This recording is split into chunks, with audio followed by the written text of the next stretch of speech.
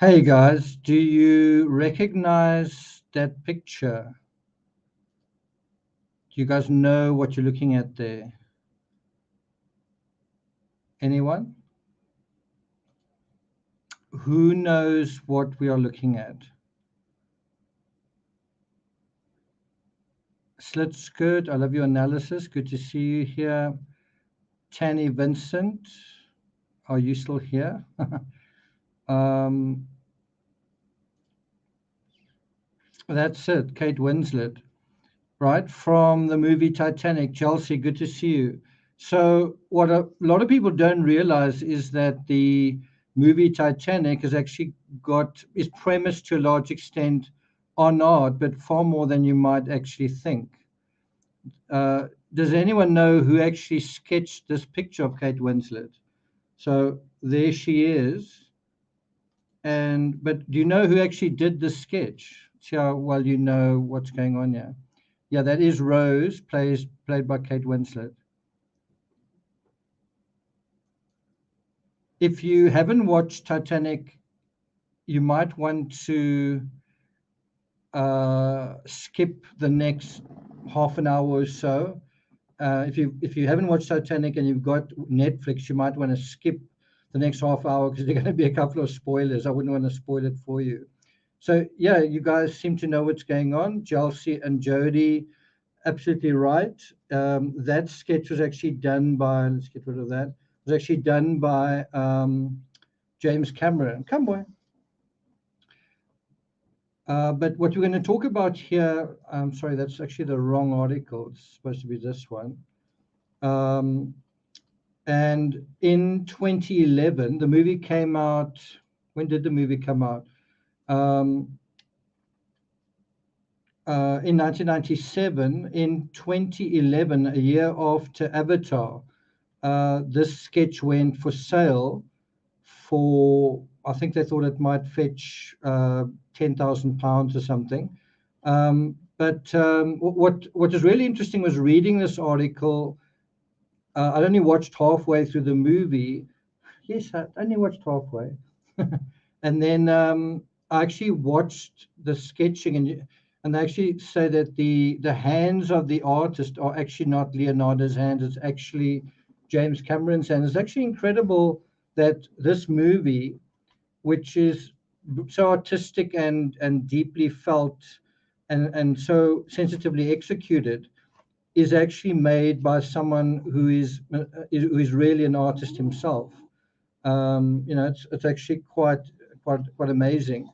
And so, in this introduction to episode 62, I kind of want to talk to you about the real art that was on board the Titanic that genuinely sank, and then also about the mythos of the art and the narrative that went into Titanic. And I think it'll be quite a good intro to episode 62.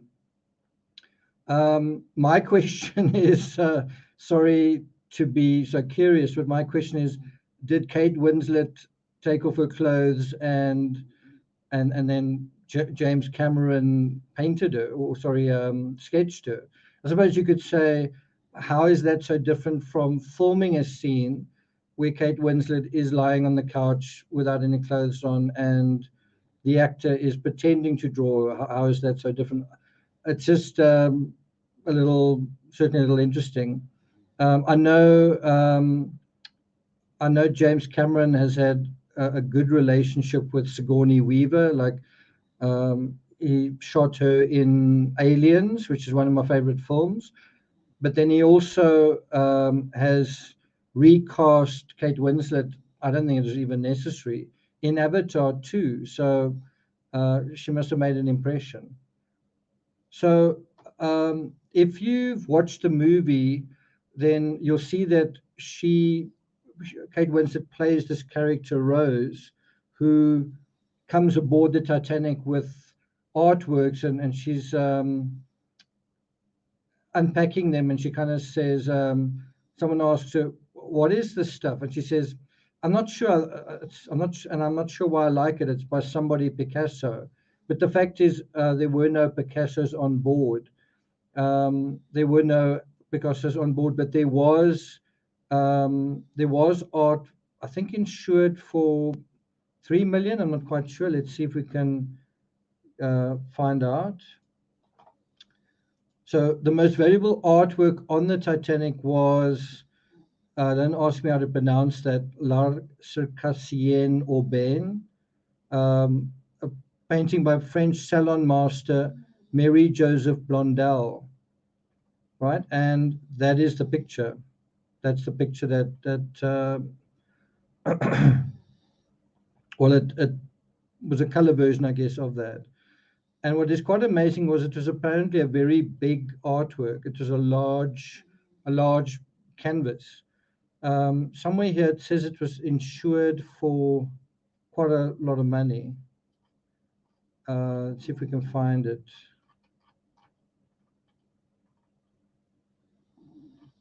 So anyway, that is the artwork. Here it is. Bjornson Stefansson filed for $100,000. That's over 2.5 million today for the lost painting. The single largest claim in the $6 million worth of claims, about $150 million today. So of all the sort of insurance claims after Titanic sank, a painting was by far the largest, basically worth $2.5 million in today's money. And so although Bjornstrom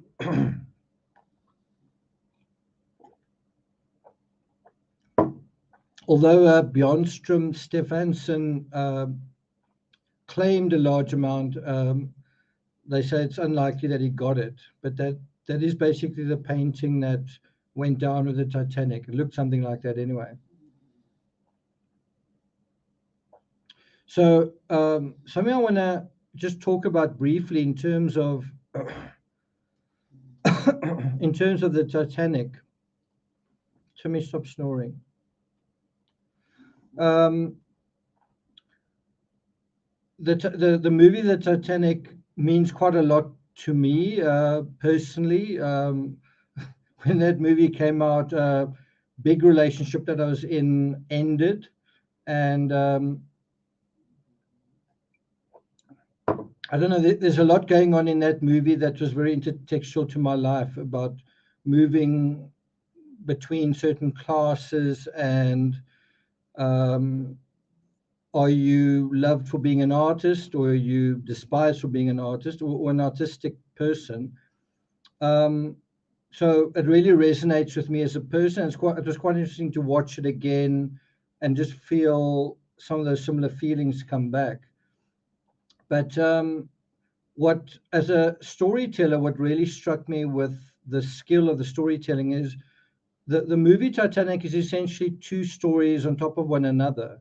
The one is the true story of a ship that on a particular day and at a particular time and within a certain set of statistics, certain things happened, and within a certain, let's call it engineering unfolding, it broke apart and did certain things. So all of that is quite scientifically accurate in the movie, besides the ship itself.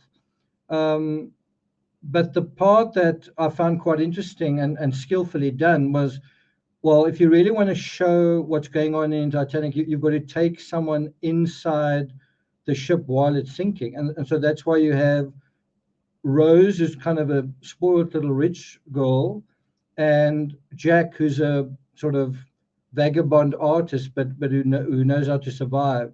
You sort of have them running up and down, in and out, one side to the other of the ship, and it's through them that you kind of get the full experience of what happened to Titanic, right? But beyond that, they fall in love, and at the climax of their relationship, like at the moment that they have a sexual encounter, that's when the Titanic also has its climactic encounter, and from then on there's disaster. The disaster in their relationship also, it's like a sinking feeling. Someone slips the heart of the diamond into Jack's pocket, implicating him of a crime, and so a crime is taking place in the middle of the ship sinking, but of course it's a staged crime. So she's no longer in love with her fiance, and he can't get over that, and so he wants to implicate and blame and get rid of Jack. The other thing that's just interesting to note, if you look at the sketch, see if I can go back to it. Where is that sketch? If you go to this, it's not actually that one. Let's see if I can find it. If you look at the sketch, let me pull this up on full screen. Can you see it's signed JD? So James Cameron actually signed the sketch JD, and J is the initial for James Cameron, right? But he's basically signing it Jack Dawson, and that is a D. And of course, Jim Cameron's surname is a C. Anyway, that's kind of like an inversion of it. I just thought that that was quite interesting. The way that he also signed the sketch Jack Dawson, but of course his name starts with a J. So I thought that was quite interesting. The other thing that's just from a narrative perspective that's quite interesting is the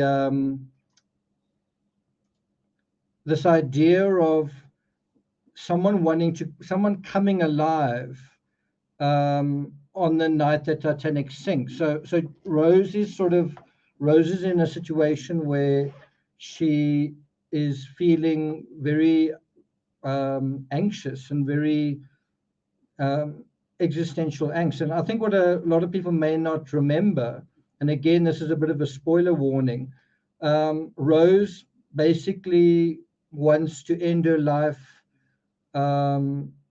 shortly after the Titanic launches. She wants to, or she's thinking of jumping off the back of the ship, and Jack comes to her aid, and he says, you know what, I know you wouldn't actually have jumped. But the interesting part is she's so distressed. She doesn't want to marry this guy. Her life feels very hollow, and then they introduce a character that is the opposite to her rich, vacuous, arsehole fiance, right? And that character is this really artistic, street smart sort of survivor. And I think one's got to think about two questions. I'm going to just write down the one before I forget it.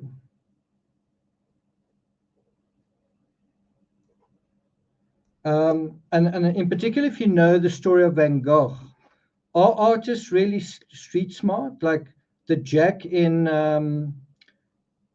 Titanic has painted prostitutes in Paris, and he's he gets invited in the Titanic to sit with the sort of really rich folk, and he knows Monet. Like there's a Monet in the mythos of the story. There's a Monet in the Titanic as well, and he's someone who's been around, and he knows, is very street smart. But my question is, are artists in the real world really street smart? Are they really kind of survivors? I'm talking about if you put an artist onto the Titanic, would he succumb last, or would he succumb first? Let me put that another way. If you put Van Gogh onto the Titanic, do you think he would be, I don't know, in a way it's quite an interesting question, because Van Gogh himself was quite athletic. He walked every day, was quite hardy, but generally speaking, if you put any other artist there, how would they do? I just think it's quite an interesting thing to think about. Are artists street smart? Aren't artists they live in their own little world, they to some extent? That's the one question. The other question is, what did Jack really see in Rose? If Jack was this, what's the word, authentic guy who knew how to get what he wanted, and why would he be interested in someone who basically was suicidal. Why would he find her incredibly attractive? And I think that's that's a bit of a cynical way of looking at it. But the other side is that she at some point literally risks her life to save him, and I think that is something that anyone is going to find tremendous. Anyone's going to find that. I mean, can you, if you think about a relationship that you're in, just ordinarily, you're just living your life and you meet someone, it can sometimes feel like that person saved your life, that they've, I don't know, saved you in some way. But I mean, can you imagine if that happens in a double way, that somebody literally saves you, like Rose was saved on the Titanic, and they save you in terms of your life? And again, close your ears if you haven't watched the movie. One of the most poignant and touching parts in the film is right at the end where you see what life she's lived. Because he does save her, he does make a sacrifice that leads to her surviving. He also does talk her into um, holding on, if I can put it that way. And so, as a result of that, as a result of not wanting to live an ordinary life, wanting to really open oneself to the life force, as it were, she goes on and has these incredible adventures after Titanic.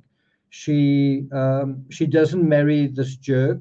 She goes off and she becomes herself, and you see her flying an aeroplane and riding on horseback, and in this country and that country, and she ends up having the sort of life that she wanted, not a life that was sort of foisted onto her. And that in a way is his gift as an artist, where he kind of gives her permission to do that. And I think just from a narrative perspective, I found that really interesting. So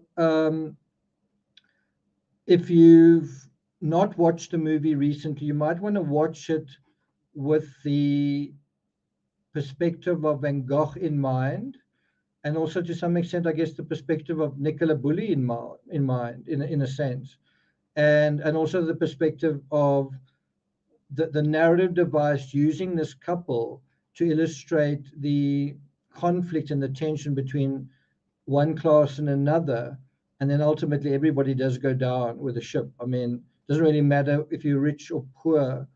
I think a lot more wealthy people survived, but ultimately this was a disaster for everybody. Bridget said, I'd like to watch it again. What does Snow Lion say? Are you okay? I don't think lightning easily strikes in two places at once, so you should be okay. Okay, are you guys ready to get on to Van Gogh letters? We at about 20 minutes. Wasn't quite as long as I thought it might be. Just see, are there some other things I want to show you?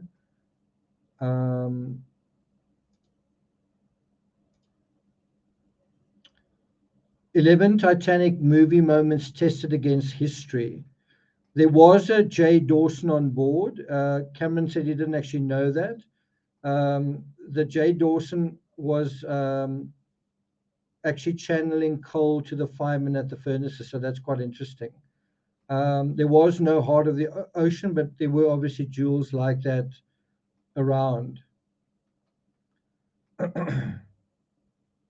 I think another theme in the movie that's quite interesting is it's at the same time that the Titanic sinks, and the Titanic is this not only a marvel of engineering, but a kind of a materialistic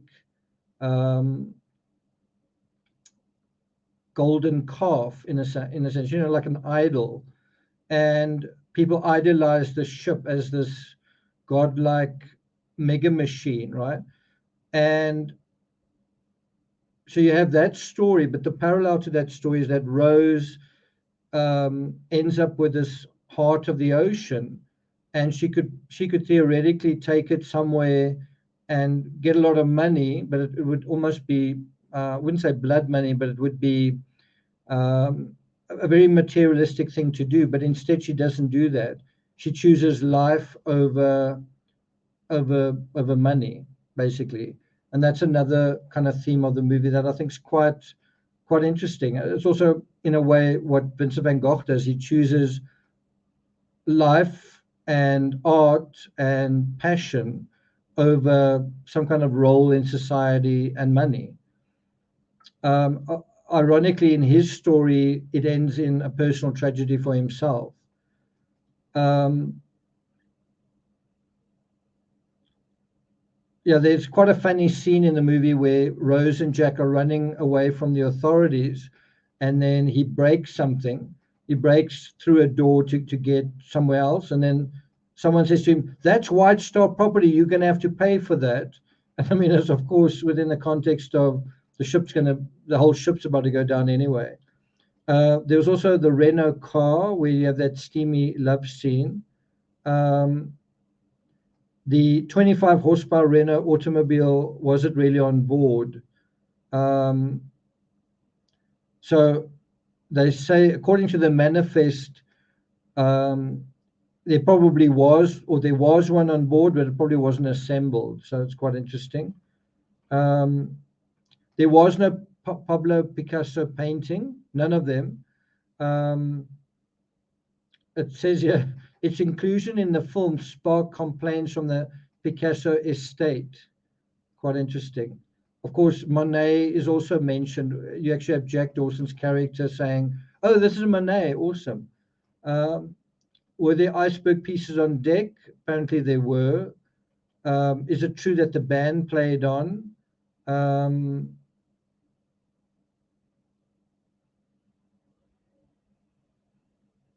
it seems somewhat true.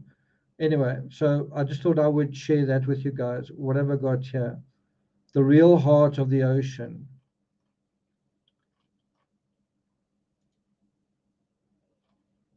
The most valuable object to sink with the Titanic was a colossal neoclassical painting. It was really this story that is the story I wanted to share with you guys, was this idea of, besides the Titanic itself, what is the most valuable thing that went down with the Titanic? And the answer is a painting. So in other words, there wasn't a jewel that was lost, there wasn't a diamond, there wasn't like a bag of cash. The most valuable thing was, besides the ship, was art. And I just found that quite an interesting thought.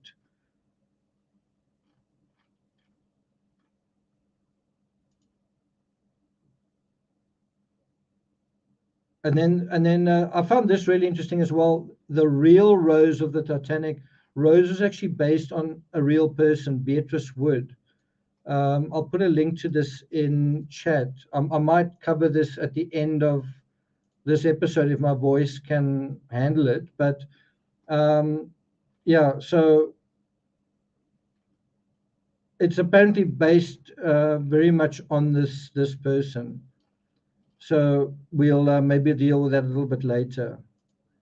There's also this, the lost art treasures of the Titanic. Anyway, okay, so let's go to Van Gogh letters and resume where we'd left off. And the previous letter involved a letter from Paul Gauguin to Vincent, and basically making his case. And now we're going to do the last letters of September. Are you guys ready? Buckle your seatbelts.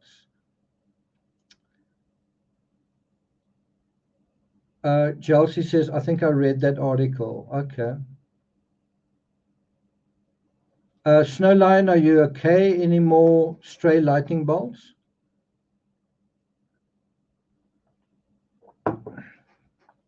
You haven't missed Gauguin's arrival. He's basically said, I'm open to coming, and he will probably arrive about a month from this point. So we're coming into the action sequence of the Van Gogh story. I would say November and December, there's a lot of fireworks. And so again, we want to, right overhead, okay. Again, we want to ask the question, What causes Van Gogh to unravel so much that he nearly loses his life? He loses his ear, but in the process almost loses his life. How does that happen? So let's get to that. Okay, Tim, are you ready? My dear Theo, the fine weather of the last few days is gone, and instead we have mud and rain. But it's sure to come back again before winter. Only one must make the most of it, as the fine days are short. Especially for painting, this winter I intend to do a lot of drawing. If only I could draw figures from memory. I should always have something to do. But if you take a figure by the most skillful of all the artists who sketch from life, Hokusai or Daumier, in my opinion, that figure will never compare to a figure painted from the model by those same masters or other master portrait painters. Anyway, if we are so often fated to go short of models, and especially of intelligent models, we mustn't despair or tire of the struggle. I've arranged all the Japanese prints in the studio, and the Daumiers and the Delacroix and the Géricaults. If you come across Delacroix Pieta again or the Géricault, I urge you to get as many of them as you can. Let's have a quick look at Delacroix Pieta.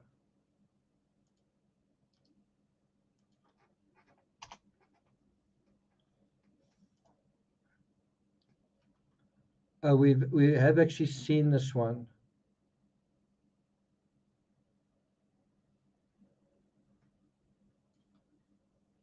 That's it. We have actually seen it. Okay.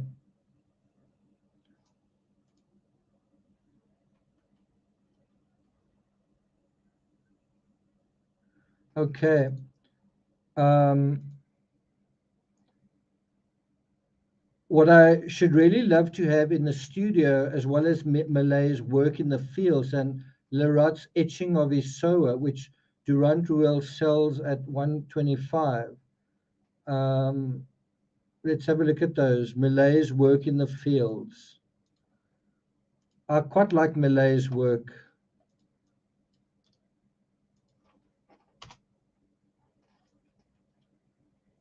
I think it's this one.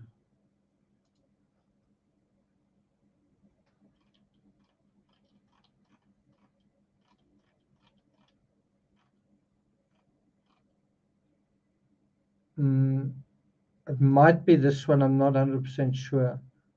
That one is the Gleaners.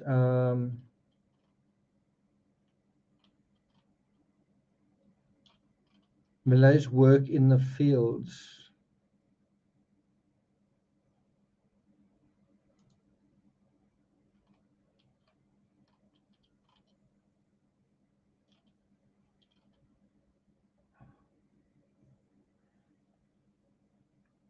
Well, it could be this painting. It could be this one. I mean, that is quite a nice picture anyway. Um, and then what was the other one? Lerat's etching of his Soa. I'm not sure if I want to actually look at that one. Let's have a look. Yeah, I mean, I'm not terribly fond of that particular picture. I don't know why. I mean, this is Van Gogh's version of it. But to me, it's not terribly good. Anyway, it says, and lastly, the little etching by Jacquemin after Meissonier, the man reading. Let's see if we can find that one.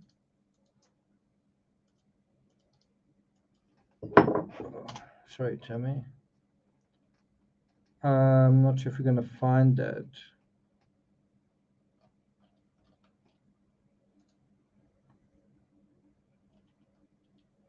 Could be this one.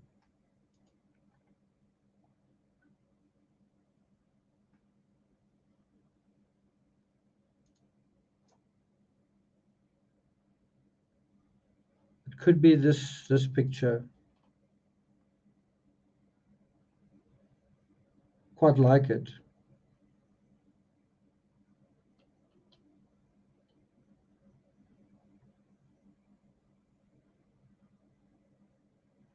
Okay. I'm reading an article on Tolstoy. So once again, you've kind of got this this impression of Van Gogh not only as a very educated art. Well, he's an artist that's very educated on other artists, but he's also a very well-read dude. He is very cultured. He really knows what's going on in terms of um, art articles, but also what's the word? Pulp paperbacks. You know, he also reads that sort of thing. He says, I'm reading an article on Tolstoy in the Revue des Deux Mondes. It appears that Tolstoy is enormously interested in the religion of his people, like George Eliot in England. I believe there's a book on religion by Tolstoy. I think it is called My Religion. It's sure to be very good. In it, he goes in search, or so I gather from the article, of what all religions have in common. Can you see he's quite a deep thinker? And Van Gogh himself was the son of a preacher. I'm kind of thinking about that song, son of a preacher man, but also he was a preacher himself for a while. And here at this point in time, he's no longer, he almost seems to be an atheist, although he's aware of the human desire for um, the divine and for the soothing that humanity needs in order to function and to survive, right? So he goes on to say, it seems that he admits neither the resurrection of the body nor even that of the soul, but he says, like the nihilists, that after death there's nothing else. That reminds me of that moment in Prometheus where the Mr. What's his name?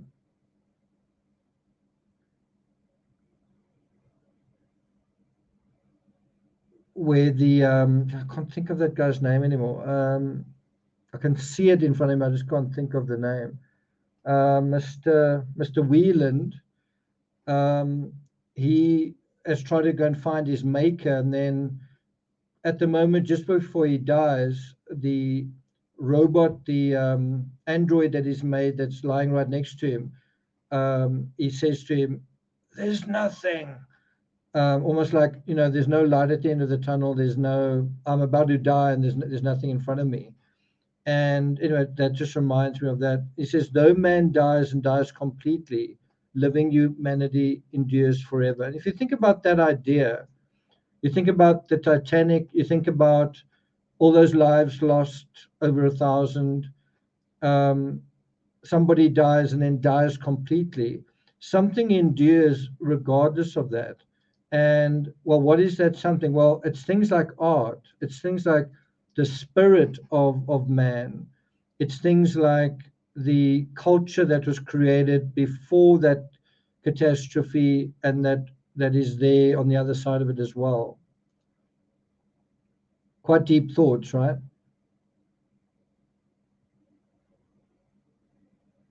Okay. Anyhow, not having read the book itself, I'm not able to say exactly what his conception is, but I don't imagine that his religion is a cruel one which increases our suffering, but must be, on the contrary, a very comforting one, inspiring one with peace of mind and energy and the courage to live, and many other things. That is actually a description of Van Gogh's psychology in a nutshell. That is what Van Gogh wants to do and wants to prove and wants to show and wants to communicate and wants to express in his art. He wants to comfort people. He wants to show scenes that are comforting. Think about Starry Night, comforting but simultaneously inspiring, comforting, inspiring, but also giving a sense of peace of mind and energy and the courage to live and many other things. Think about those words and Starry Night.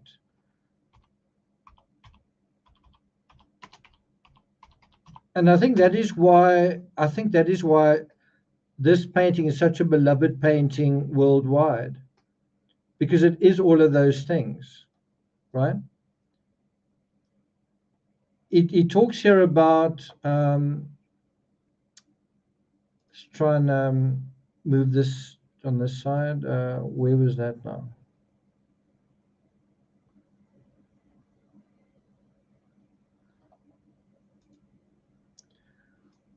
What happened to Starry Night?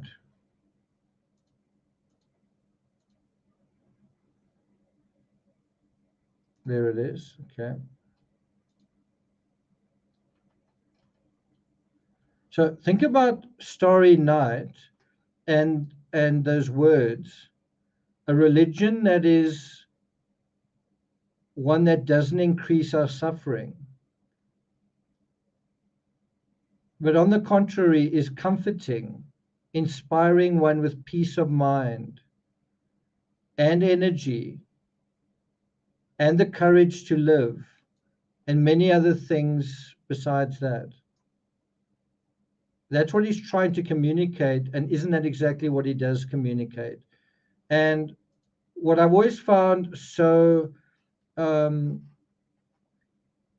incredible with Van Gogh is that he produces this artwork in the asylum. Of all places to produce incredible art, it's within great adversity, great psychological adversity. He produces something wonderful, wondrous, um, a shining beacon of hope, ultimately. I think the drawing of the blade of grass and the carnations and the Hokusai Bing's reproductions are admirable.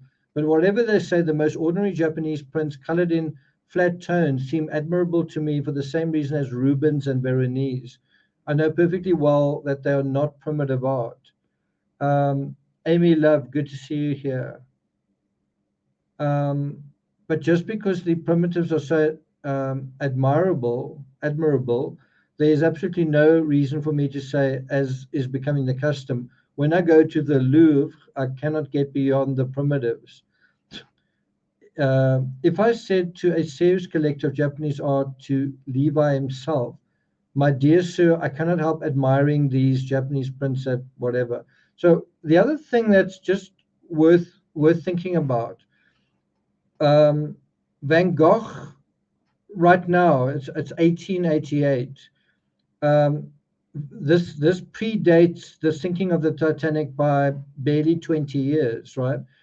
Right now, what's going on in France is they're building the Eiffel Tower, and the Eiffel Tower is also like this grand spectacle, this great achievement of iron. You know, that I think at the time that the Eiffel Tower was built, it was the tallest man-made structure in the world. Can you believe it? Right? And but it was a sign of this spire going up into the sky. It was kind of a sign of man's preeminence. It was a sign of man's um, uh, capacities, right?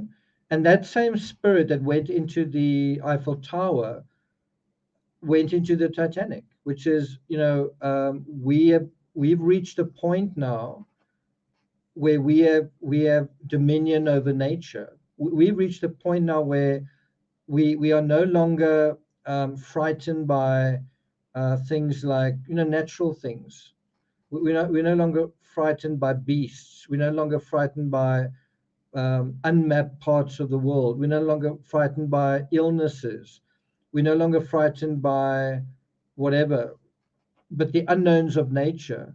Man now has dominion over nature. And of course, the question is, did we? Did we in 1912? Do we in 2023? Will we ever? Do we ever? Are we a part of nature? Are we superior to nature? Like, are we on top of nature, or are we always part of nature, but maybe, what's the word? Custodians.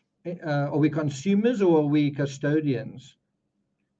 Right. And that's something I would love to see happen in my lifetime, where we start referring to ourselves, or we stop referring to ourselves as consumers, and we start referring to ourselves as custodians. Anyway, let's continue. Um, so here is now he transitions to, I'm sure I shan't end up feeling lonely in the house, and that during bad winter days and the long evenings, I shall find something absorbing to do. Actually, that is exactly what is going to happen. He is going to end up feeling incredibly lonely in the house. He's going to have extremely bad winter days with long evenings, long lonely evenings, and it's going to be one of the worst times of his entire life. That is what is, that's what's unfolding on the horizon. With winter is going to come terrible, terrible heartache for him. That's lying in store for him, right? Um, by the way, I didn't read this letter, and then I put this nest up behind me. He talks about a weaver or basket maker often spends whole seasons alone. Um, a weaver has just built another nest next to my balcony, so it must be, if it's the same weaver, it's something like nest number 14 or 15, right? Um, it's pretty incredible. On the one hand, you sort of feel that this little bird has got something in common with Van Gogh in the sense that although he doesn't seem to succeed, he builds a nest and the female doesn't accept it. And he builds another one. Although he doesn't seem to succeed, he does keep going, right? And you have the same thing happening with Van Gogh, right? Now, you might say that's admirable, that's good, and you might say, how is that any different to the peach tree that is growing in the shade and then ultimately grows into the light? How's that different? In other words, you should persevere. Well, the thing that makes it difficult is sometimes you should persevere and you will succeed. That's sometimes. But then there's also sometimes you should persevere and you should be rewarded, but then you're not. Or you should persevere and you expect to be rewarded or you anticipate reward, but actually you're not living in the real world, and actually you should stop persevering and see the writing on the wall, like the captain of the Titan submersible. In other words, someone like that, should you keep persevering? You're getting all of these creaking, cracking sounds. Isn't that are you paying attention to the signs and symptoms, or are you just being pig-headed, right?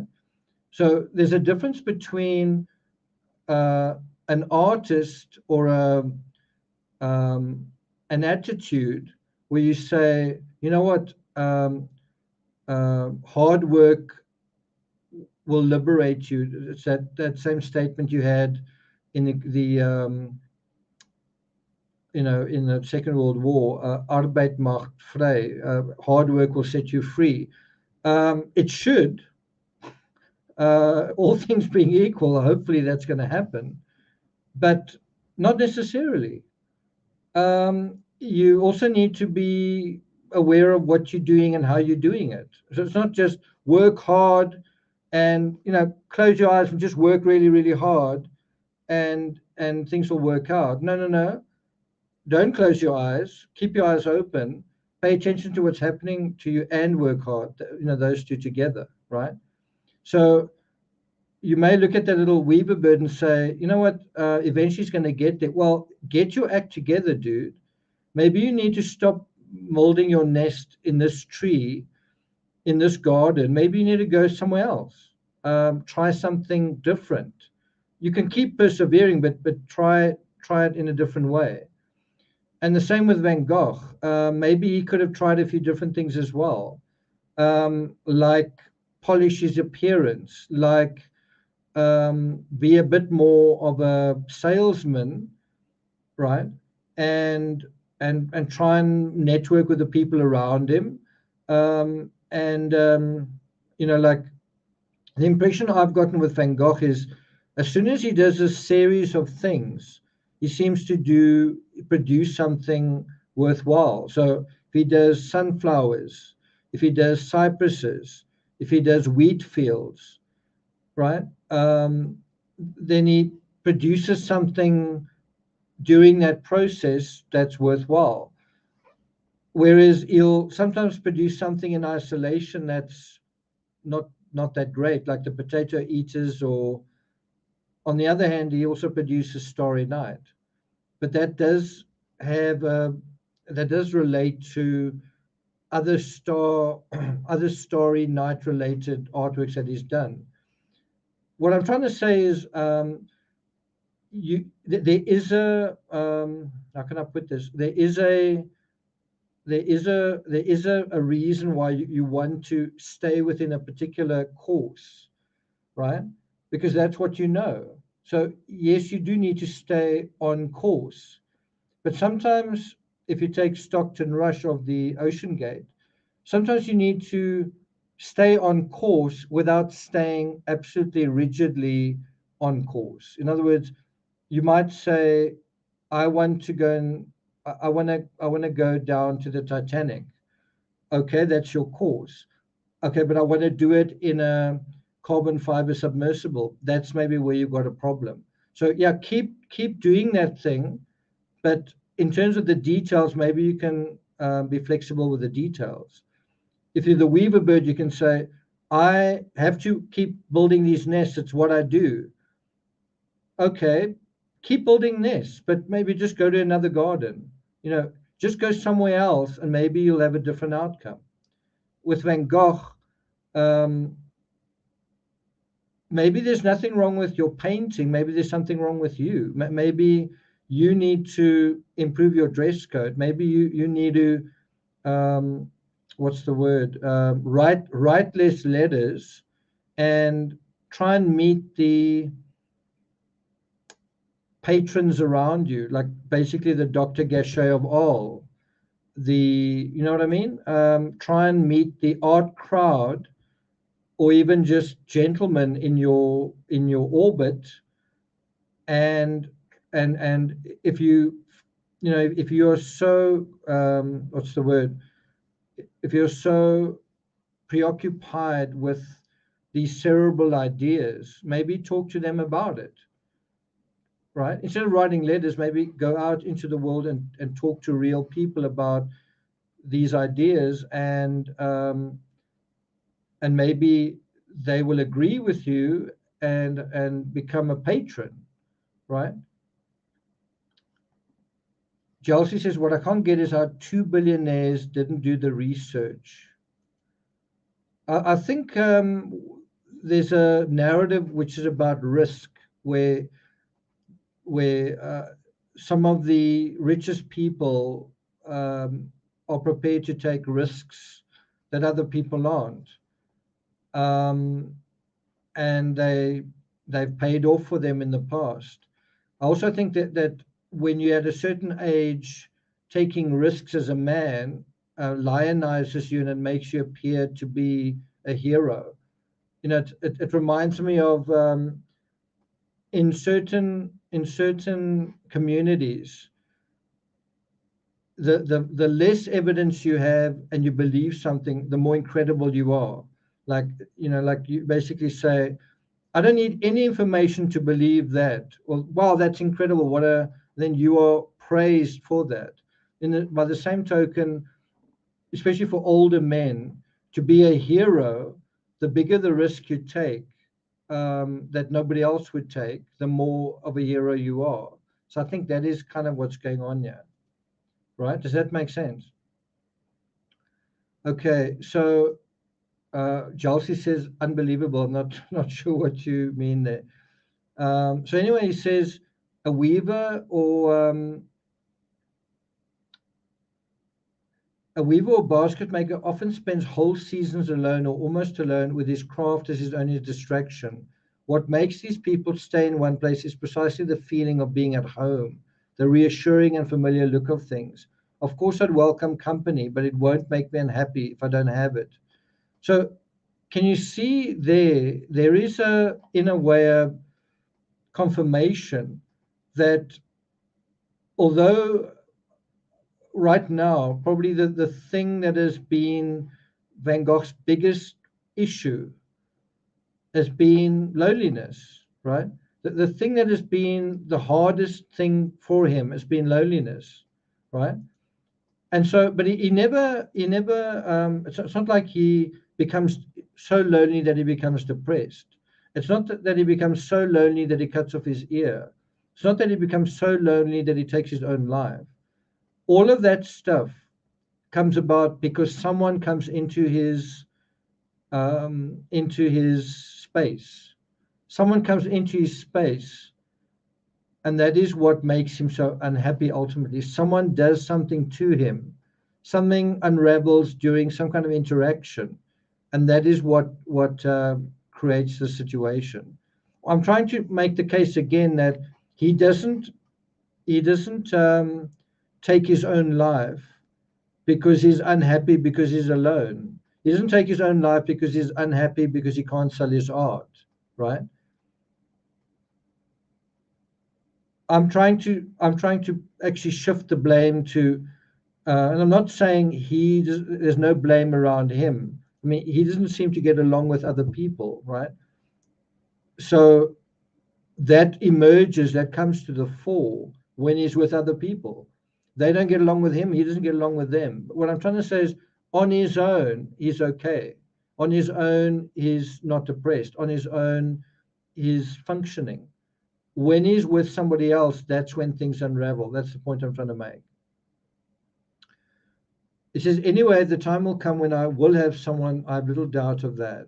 I'm sure that if you were willing to put up people in your house too, you would find plenty of artists for whom the question of lodgings is a very serious problem.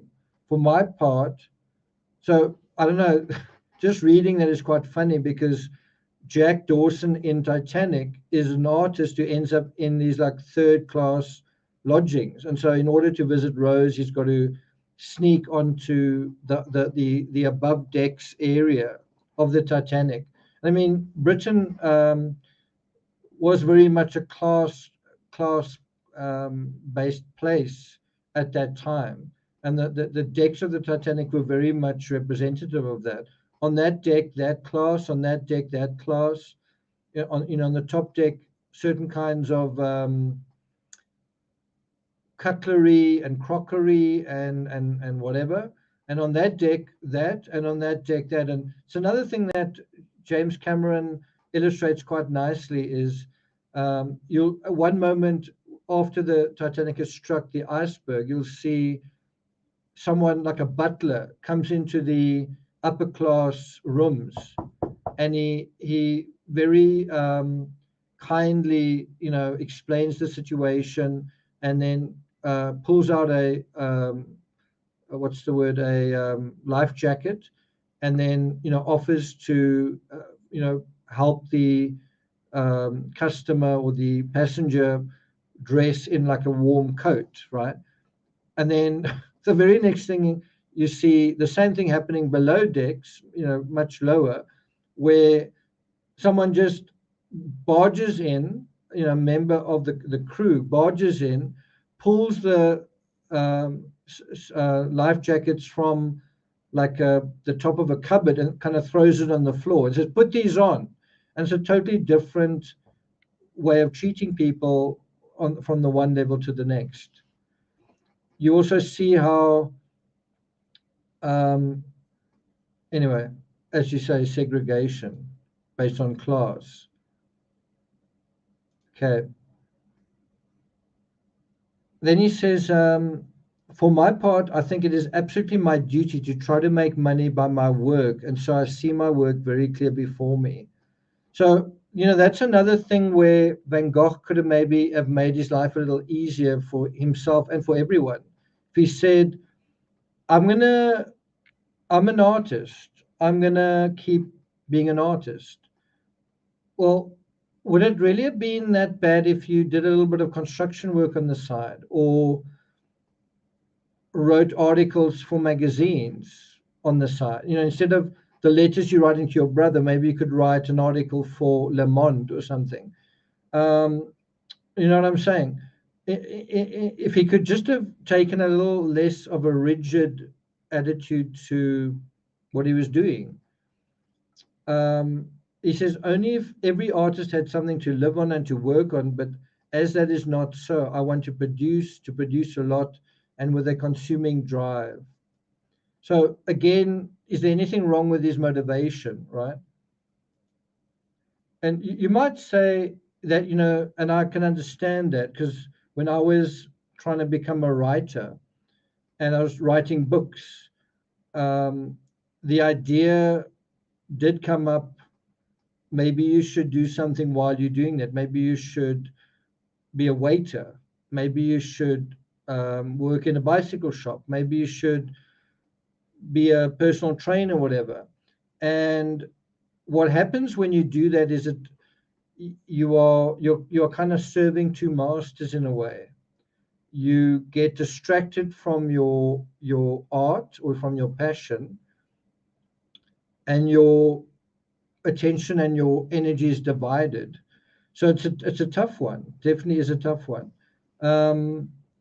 What can also happen is you're an artist and you do something else, and then that other thing that you're doing actually helps get you to where you need to go as the artist. You kind of meet people, or you see something that really ends up being the breakthrough, right? Okay. A lot of this stuff doesn't really apply to us if you past your 40s or 50s.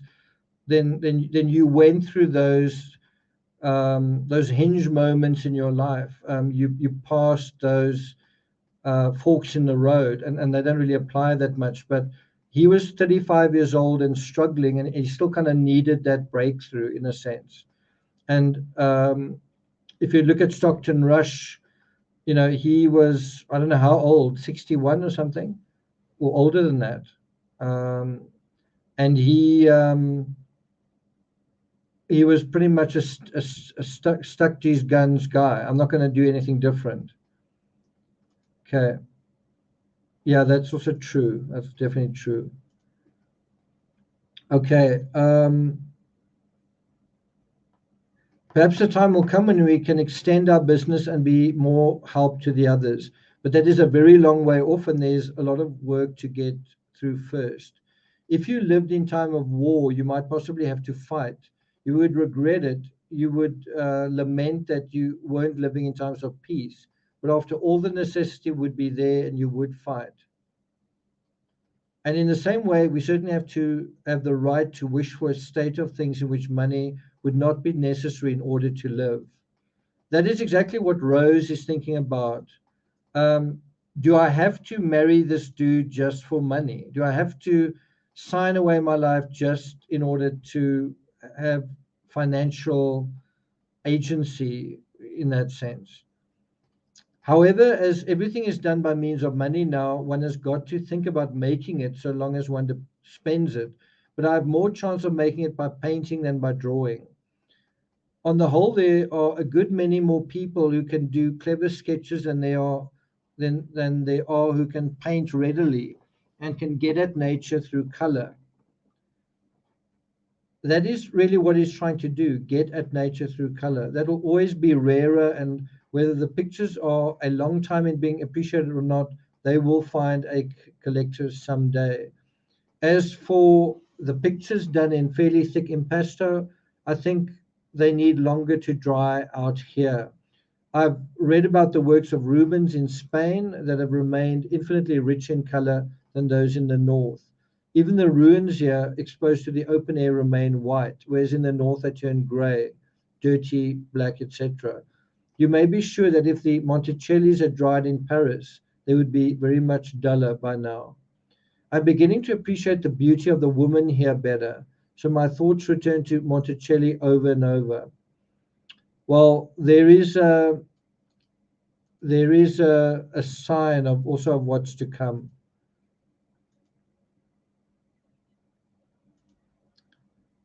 Color plays a tremendous part in the beauty of these women, I'm not saying that their figures are not beautiful, but that is not the native charm.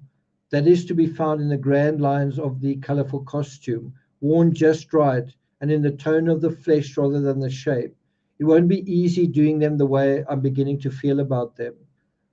So that is something else that, the stars are, I don't want to say aligning, maybe coming out of alignment. This is another reason for that, right? Um, and I believe in the same way that a woman is partly responsible for him losing his ear, as funny as that sounds, a woman, I believe, is also responsible for the circumstances that led to him ending up with a bullet in his stomach, right? But what I am sure of is that by staying here, I shall make some progress. And in order to do a painting which is really of the South, a little skill is not enough. It is observing things for a long time that gives you greater maturity and a deeper understanding. I've just made a video dealing with the Titan submersible where James Cameron says um, building submersibles is now mature art. Well, that came from observing things for a long time, gaining this deep understanding. You don't get the idea that he did that. You had the idea that Stockton Rush tried to um, fly in certain ways, and then when that didn't work, then he went into the submersible thing. You don't kind of get the idea that he had a long period of understanding that particular thing. I think he just tried to apply avionics and the aviation engineering side to submersibles. Even if he thought he wasn't doing that, I think he ultimately was. I didn't think when I left Paris that I should ever find Monticelli and Delacroix so true. It is only now, after months and months, that I'm beginning to realize that they didn't dream it all up. And next year, I think you'll see the same subjects again, orchards, the harvest, but with a different coloring and above all, a change in treatment. And these changes and variations will go on. Well, it's a long letter. My feeling is that I must work at a leisurely pace indeed. What about practicing the old saying? One should study for 10 years or so and then produce a few figures. That is what Monticelli did after all. Hundreds of his pictures should be considered. Quite interesting that this letter, there's so little mention of Gauguin, right? But still, figures like the woman in yellow, the woman with the parasol, the little one that you have, or the lovers that Reed had, those are complete figures, and one can only admire the way they are drawn. For in them, Monticelli achieves drawing as rich and magnificent as that of Dumier and Delacroix. Certainly, at the price Monticelli's are fetching, it would be an excellent speculation to buy some. The day will come when his beautiful drawn figures will be considered very great art. I wonder if that's true. As for the beauty of the women and their costume, I'm sure the town of Arles was infinitely more glorious in the past. Everything has a blighted, faded quality about it now. Still, if you look at it for a long time, the old charm reemerges. And that is why I can see that I will lose absolutely nothing by staying where I am and contenting myself with watching things go by, like a spider in its web waiting for flies. I must I must say that is a very strange description that he gives for himself. I don't know whether he thinks of the woman in the area as flies and he's the spider. I don't know if that's what he's getting at. I can't force things, and now that I'm settled in, I'll be able to profit from all the fine days and all the opportunities for catching a real picture now. Well, now and then. Millier is lucky. He has many Arlesians as he wants. You know what that is a reference to, right? But then he can't paint them, and if he were a painter, he wouldn't have them. I shall just have to bide my time without rushing things. So he's kind of saying um, the soldier has many trysts with Arlesians, but then he can't paint them. He can't really appreciate them. But if he was a painter and he did appreciate them, well, then he wouldn't have them. It's quite an interesting thing. Letty, good to see you here. I've read another article on Wagner, Love His Music. I think by the same author who wrote the book on Wagner, How We Need the Same Thing in Painting. It seems that in the book My Religion, so he's mentioned it earlier, comes back to it, Tolstoy implies that whatever happens in a violent revolution, there will also be an inner and hidden revolution in the people, out of which a new religion will be born, or rather something completely new, which will be nameless, but which will have the same effect of consoling, of making life possible, as the Christian religion used to. The book must be a very interesting one, it seems to me. In the end, we still have enough cynicism, skepticism, and humbug, and will want to live more musically. How will this come about, and what will we discover?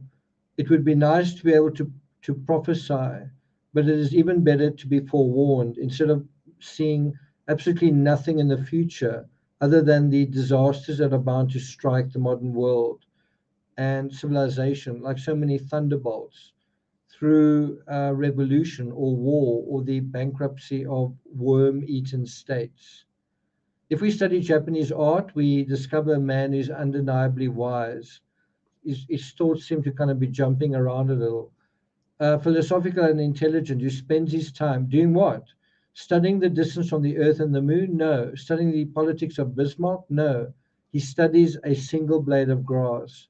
So he's kind of saying that you can see profundities in the ordinary. You can see the eternal in a moment. He says, but this blade of grass leads him to draw all the plants, then the seasons, the grand spectacle of landscapes, finally animals, and then the human figure. That is how he spends his life, and life is too short to do everything. So come, isn't what we are taught by these simple Japanese who live in nature as if they themselves were flowers, almost a true religion? That is one thing that Van Gogh is trying to do. Is he was trying to meet the same need that religion does through his art, consolement,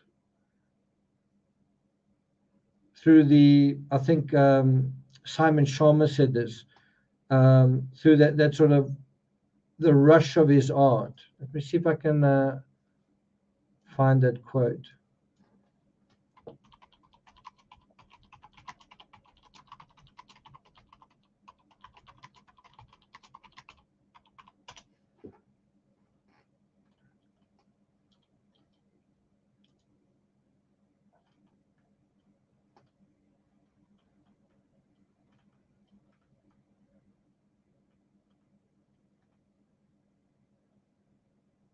I actually have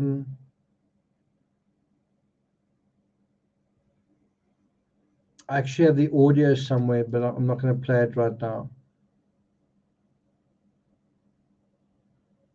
Okay.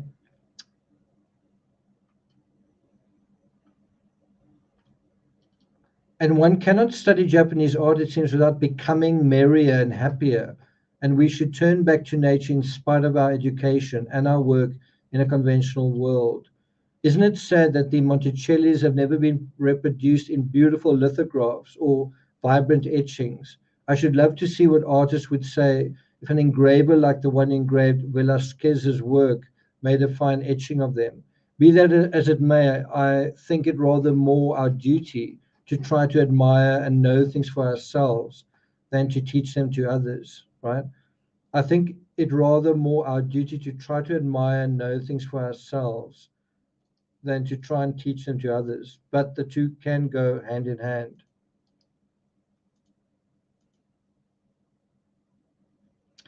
Linda says Tolstoy writes a lot about reward for spiritual suffering.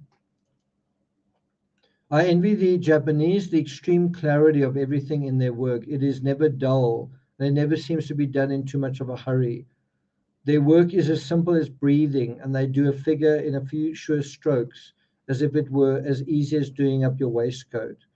Oh, I still have to learn to do a figure in a few strokes. That will keep me busy all winter. Once I can do that, I shall be able to do people walking the boulevards, in the streets, and masses of new subjects.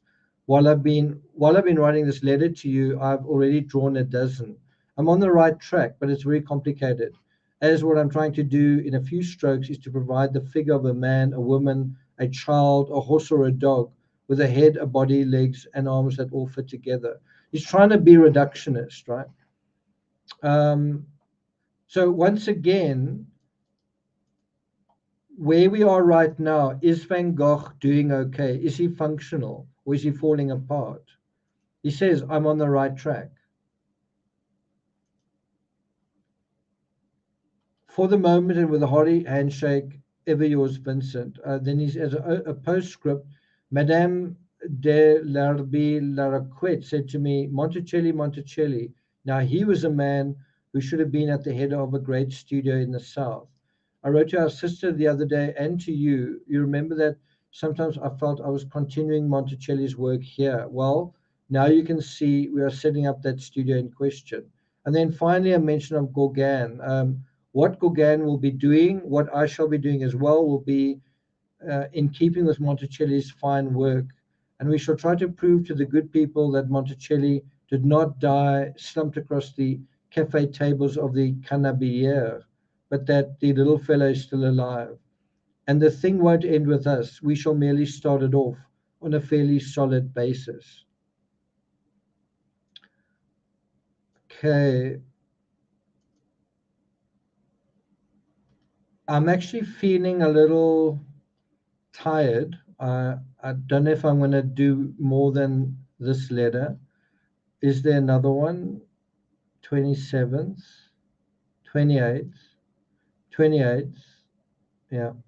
Because I'm just going to do, I thought I would get to the end of September, but I'm feeling a little run down. So I'm just going to do this letter.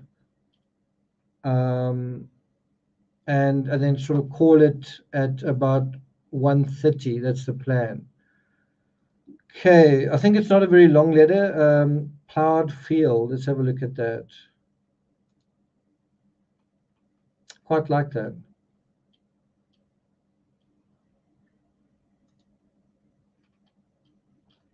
Dear Theo, I have to thank you most kindly for the consignment of canvas and colors from Tassay's, which arrived in good condition and this time by parcel post.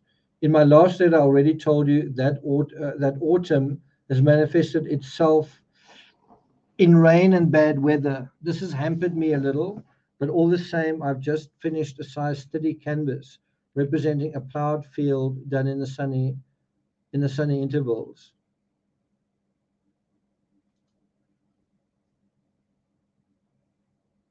Someone was telling me that she really likes Van Gogh's sketches, and I don't know, there is something magical about this. There is something very simple and yet very elegant about this.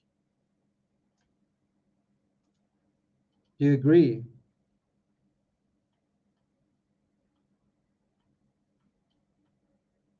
How to convey all of that information, all of that visual, that whole visual field that's in front of you with just a couple of strokes.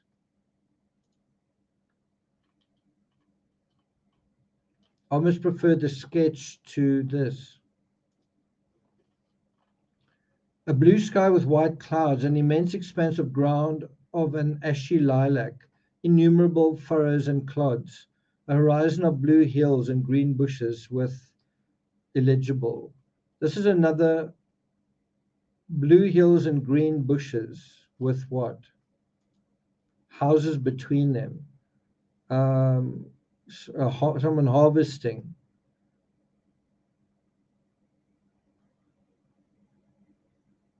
I guess.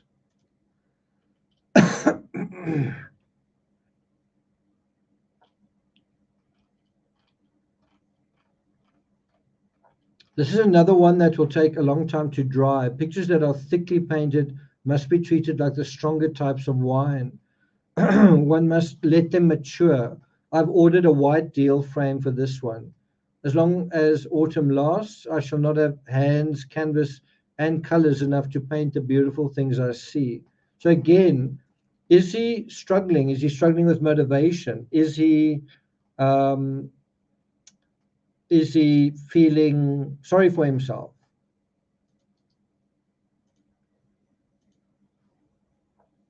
I'm also working on a portrait of Millier. That's the soldier, but he poses badly, or I may be at fault myself, which, however, I do not believe, as I'm sorely in want of some studies of him. He's a good-looking boy, very unconcerned and easygoing in his behavior, and he would suit me damned well for the picture of a lover. So I guess he's a Jack Dawson of all, right? I've already promised him a study for his trouble, but he cannot keep still. However, he hardly has any time to spare, seeing that he must tender leave of all the gru et grenu de la grenule of all. I don't know what that means. What does the number one say there? The cranes and frogs of the swamp, the hussies and tarts in the tart shop. That's what he's talking about. So yeah, it's interesting that he frames that part of what he's saying in French, right?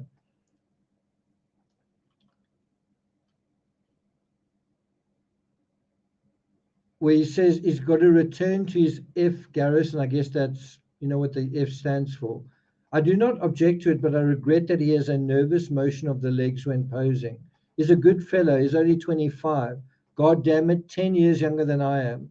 And within 10 years, according to Zim, I'm afraid that if he goes on like this, not being able to caper about any longer, he may join the ambitious. I should not be surprised if in his heart he were annoyed at having to leave, and perhaps he's living beyond his means, which obliges him to go back to Africa. That is funny to read. He's living beyond his means. That obliges him to go back to Africa. I only know one serious fault in his character, which is that he likes l'Abbé Constantine. So that's quite funny. He says, the only thing that I have a problem with is that he likes this particular art work by this particular artist. I can't really find it. Anyway, he says, and I've told him that he had 1,000. Oh, so it's actually a book. It's a book by George Onay. And I've told him that he had 1,000 times better read Bel Ami by Guy de Maupassant.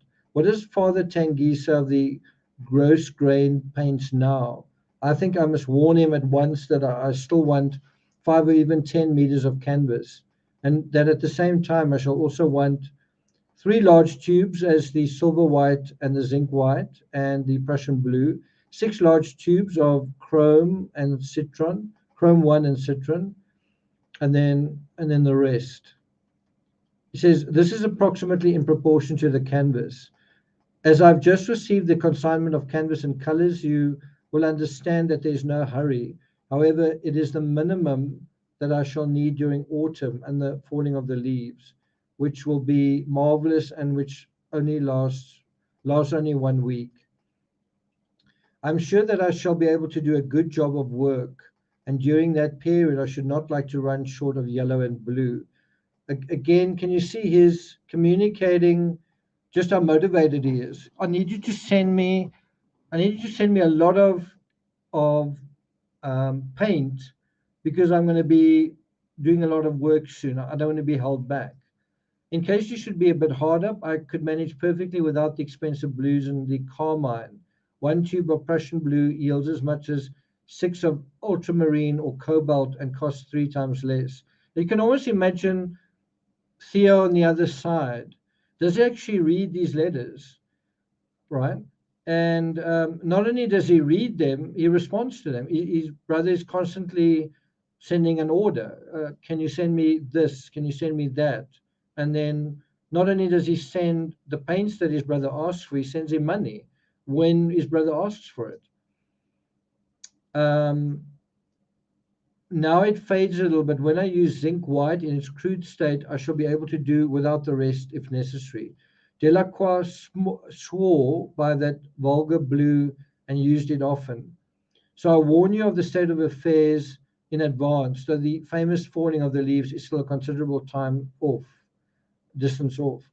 I must work like a team of mules as long as the autumn lasts, if I want to recover what our furniture has cost. And, he commits to working hard. He commits to this effort. And guess what? It's during this period that he does produce and sell his one and only artwork, the Red Vineyard, right?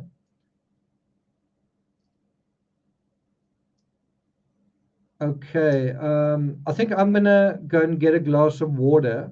I've got a glass of water here, but it's got a bug in it, so I'm gonna go and get another one. I'll see you guys in a moment.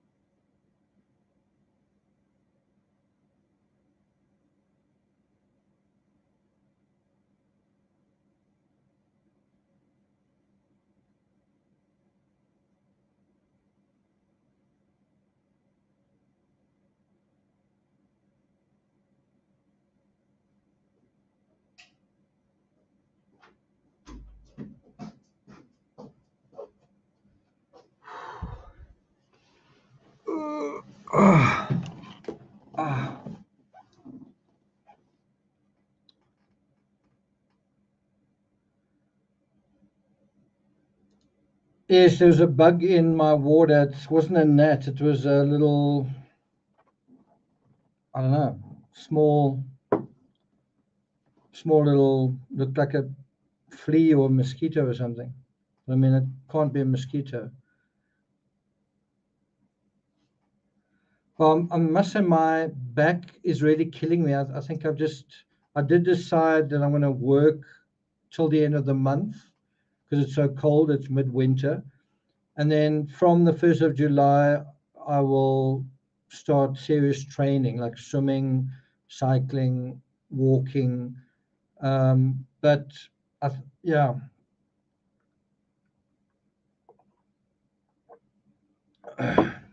I might need to start one day early. My back is really killing me. Okay, so here we go. Let's finish this letter. Brian, good to see you. Okay, he says, I wanted to do some sunflowers again, but they are already finished. Yes, during autumn, I would like to be able to make a dozen 30 square canvases, and I can very well accomplish it as far as I can see.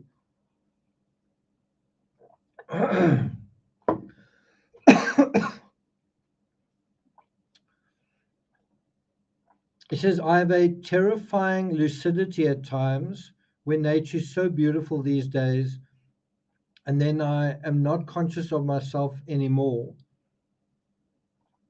And the painting comes to me as in a dream. That's quite an extraordinary thing that he's saying there. I mean, I think what he's really saying is um, he's starting to get into a flow. It's starting to come naturally to him. He's starting to achieve, let's call it artistic fitness, right?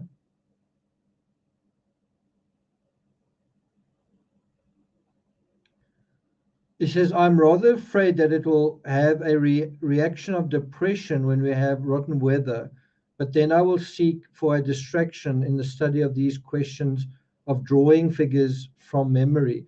And this then brings us to a really interesting sort of avenue, a very interesting, excuse me, a very interesting line of inquiry, and that is it possible that Van Gogh just got depressed in winter? Like if it was cold, um, if it was cold and snowing and unpleasant, and then he couldn't really paint, is that what made him depressed? Well, when does he die? When does he die in 1890? Well, in the middle of summer. So I think if you attach his moods to weather, I don't think you can blame the weather for what happened in 1890, unless you can say in the middle of summer you have feelings of love and lust, right? That you maybe don't have in the middle of winter. I'm trying to think about all the possibilities for how he could end up losing his ear. Or could one of them be is sitting at home? Um, it's too cold to go out. He's so frustrated with so many things, but painting as well. He was going along so nicely. He was in such a good rhythm, going through the autumn, and then in the winter, um, it's not necessarily gone, but can he really do that? Is that a convincing thing? Does it have any what's the word, bearing on this case? Is it relevant? He talks about he actually uses the word depression. He says, I'm afraid that it will have a reaction of depression when we have rotten weather. Is that what happened? Is that what happened in December 1888? Bridget says, no fit, no relevance. Helena says, I think depression can come on in one day. Well, it does for Rose in the Titanic, although it's built up, right?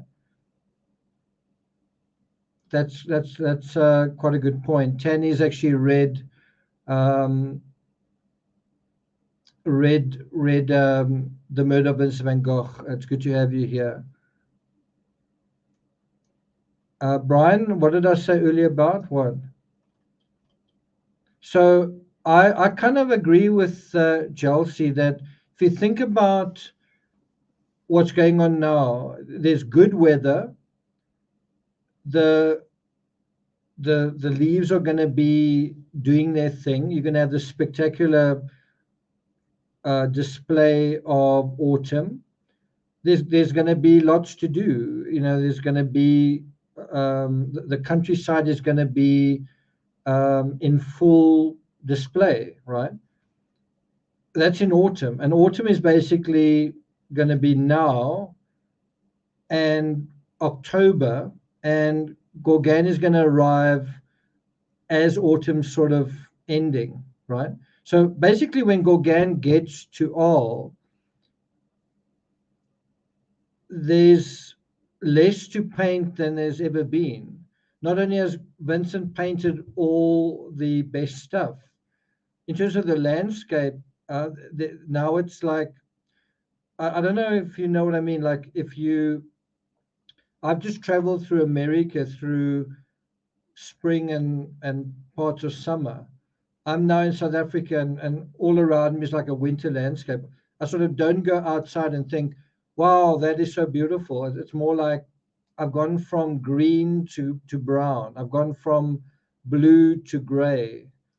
You know what I mean? And so when Gauguin joins Van Gogh in Arles, it's also when the weather's crap and there's not really a lot to paint. So guess what? Now they've got to hang out.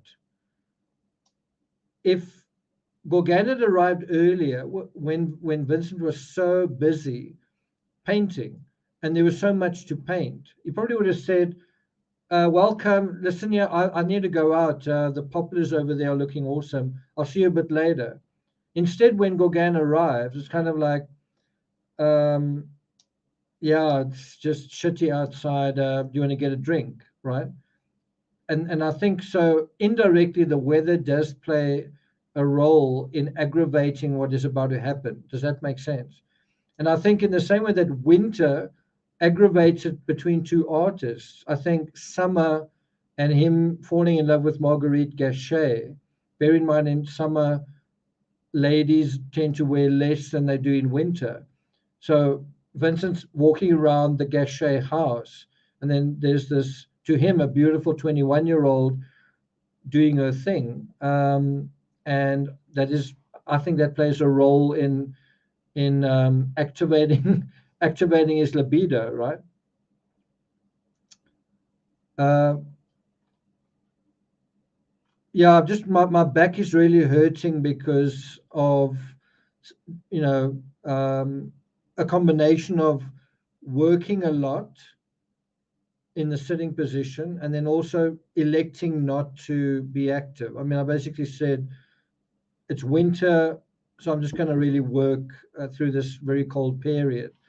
I mean, I do take my dog for a walk. I think part of it is also just how I slept. So it's a combination of those three things. So I know exercise and stretching will get that just a very like sharp pain in my lower back. It's painful. Oh, it's terrifying lucidity.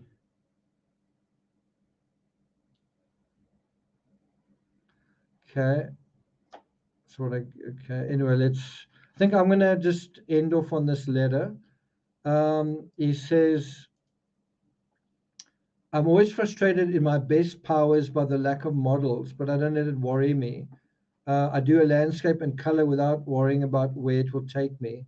I know this, that if I were to beg the models, now pose me, I beg you, I would be behaving like Zola's good painter in his book.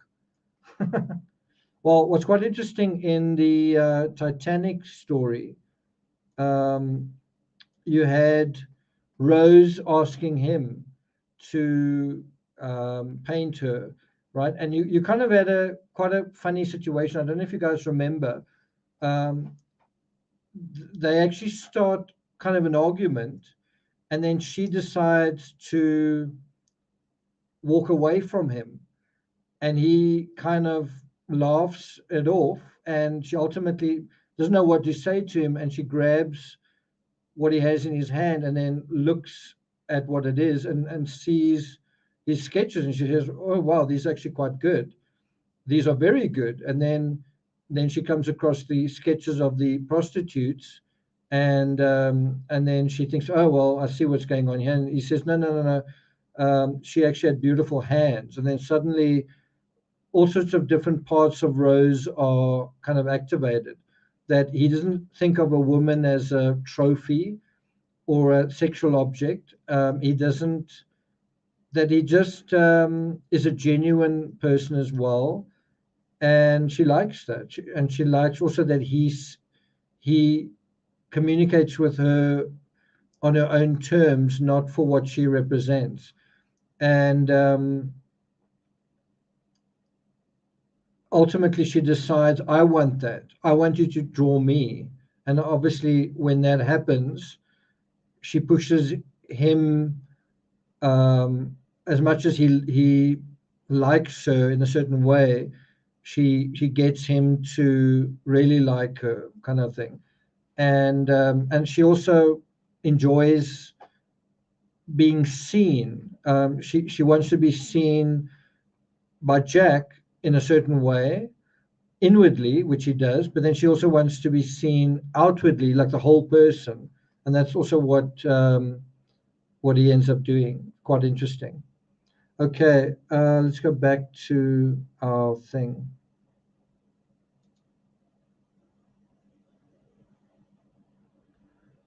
Where is it?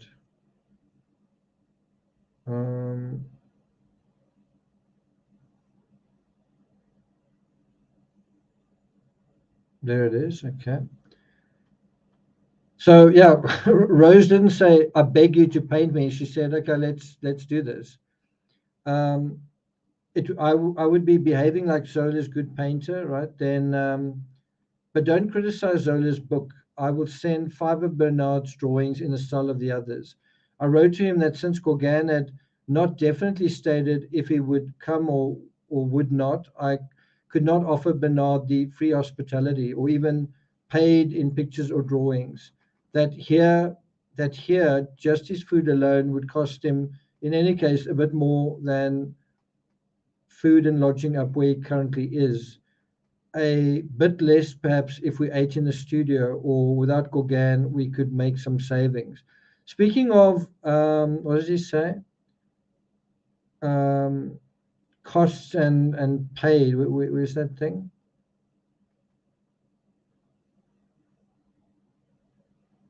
Paid in pictures or drawings. Um, this channel, Team Peachtree, um, this month it's made $77 total, and I'm hoping that we can get to $100. That's $33. What, 77? Yeah, $23. We're $23 shy of getting to the $100 milestone. So if you're watching this on replay, if you guys are watching here, let's see if we can get to the $100 milestone. I think that's worth getting to. If you're doing 8 Van Gogh episodes a month, 2 a week, what does that come down to? 8, probably 12. Yeah, but if you make $12 per Van Gogh letters, that's $100 a month. That's reasonable, wouldn't you say? So if you if you guys are watching here, let's see if we can get to the final $23. It would be nice. If we don't, then that's how it is. But let's see if we can get there. If you're watching on replay and no one in chat has, oh, Chelsea's done it. Okay, there we go. Thank you, Chelsea. I owe you. Wow. Okay, one's enough. Two's more than enough. Thanks very much, guys. Thanks to Chelsea and to Bridget. Somebody sent me a picture of the book that they ordered, and it was just so nice seeing it. I just want to see if I don't know if I can show it to you guys. I don't know if I can actually access Instagram on this computer.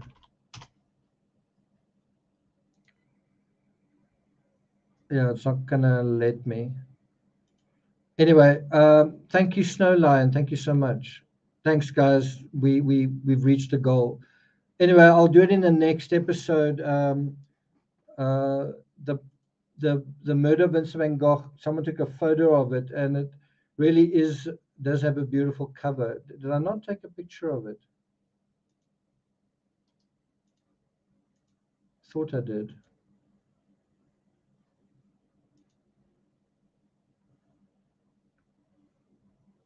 Anyway, too bad. Yeah, unfortunately, don't have it. I don't have it. I can't quite access it. Anyway, I'll show you guys in the next episode. Okay, so he says a bit. So yeah, just to touch on what I said earlier, I think we should try and make a goal of about $12 per episode. That would make it worthwhile for me. at least while I'm not doing other content on Van Gogh, while I'm only doing Van Gogh letters. When I'm doing other content and it's making, the odd $20 here and there, then it's fine. But I'm not doing that at the moment. Cool. Well done, guys. Yeah. Zircon says, thanks, ladies, for all your support. Wow, Linda says, I finished the book, loved it. Linda, please leave a review because it's at 39 and I really wanted to get to 40. Just every time I look at it, it's like 3939. So please leave a review if you haven't. Okay. Chani, thank you. Thanks, guys. I'm now feeling bad. I feel like I've guilted you guys into doing something, but I also feel like I've got to say something. I can't just not say something. Okay, let's continue with this letter. So I'm going to try and meet you guys halfway. I'm going to do one letter more than I was going to do, but I've got to tell you my back is really killing me. Hey, Timmy. Okay, so let's continue with this. He says, thanks a lot, Linda. That'll be great. I'll look out for that. And I think it was Linda, wasn't it you sent me the picture of the book on like a bed with a white cover, and it just stands out so beautifully. Timmy, come. Oh, come, let's go. Okay. So he says that here, just his food alone would cost him in any case a bit more than food and lodging up where he currently is. A bit less perhaps if we ate in the studio. With or without Gogh, we could make some savings. I'm not sure if I understand his argument. He seems to be saying if Gogh was here eating with me, it wouldn't cost any more. Well, surely it would. Anyway, he says, but that in any case, I didn't urge him to come. That as I counted on wintering here, certainly his company would be very welcome. But that above all, he must do his calculations well. Zircon, I have actually stretched, and it's one of those really bad back pains where stretching alone is not going to do it. I'm going to have to exercise. I'm going to have to get out of my chair. Okay. Anyway, so if one of these days Gogh writes to you, definitely either to you or to me, we will be able to see again about Bernard. I think myself that Bernard would certainly find his business here, but his father should be a little bit more magnanimous in his regard. Because Bernard is painstaking, I don't like these drawings. However, as much that the previous ones.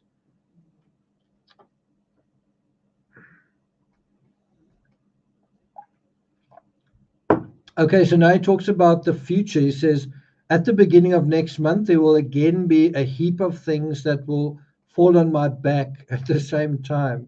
In the frames and stretches that I'm having made here for the decoration of the house at the same time as the month's rent and the cleaning woman. But I can delay taking the frames and the stretches, and therefore I hope I will get by in any case. By the way, I don't know if you guys know, I'm also framing six, is it six or eight? 6 or 8 posters from the Grand Canyon that I bought when I was in America. I'm having them framed, just taking quite a long time. As soon as that's framed, then I'm going to be framing or mounting 2 Zion National Park posters. So I'll show you those when that's done. Okay. Chelsea says, I'm ordering mine tomorrow.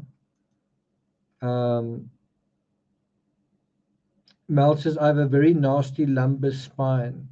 Yeah, it is asking for trouble. Okay, so let's go back to the letter. He says, I would not exhibit, but we would have in my house work of mine that would prove that I'm not slothful or an idler. So that is definitely part of his identity. He really does. Um, you kind of feel like that he's got to prove to his brother that he's working hard. Don't you get that sense that he's he feels perhaps a little bit guilty that he's getting, in a way, a free ride, that he's getting so much from his brother. And so he feels like he's got to work hard to kind of earn it, if that makes sense, to at least feel for himself that he's worthy of it. Snowline, I do have PayPal. If you go to my YouTube page and you look at the banner at the top, it's on the far right hand side. Okay, I'm going with white.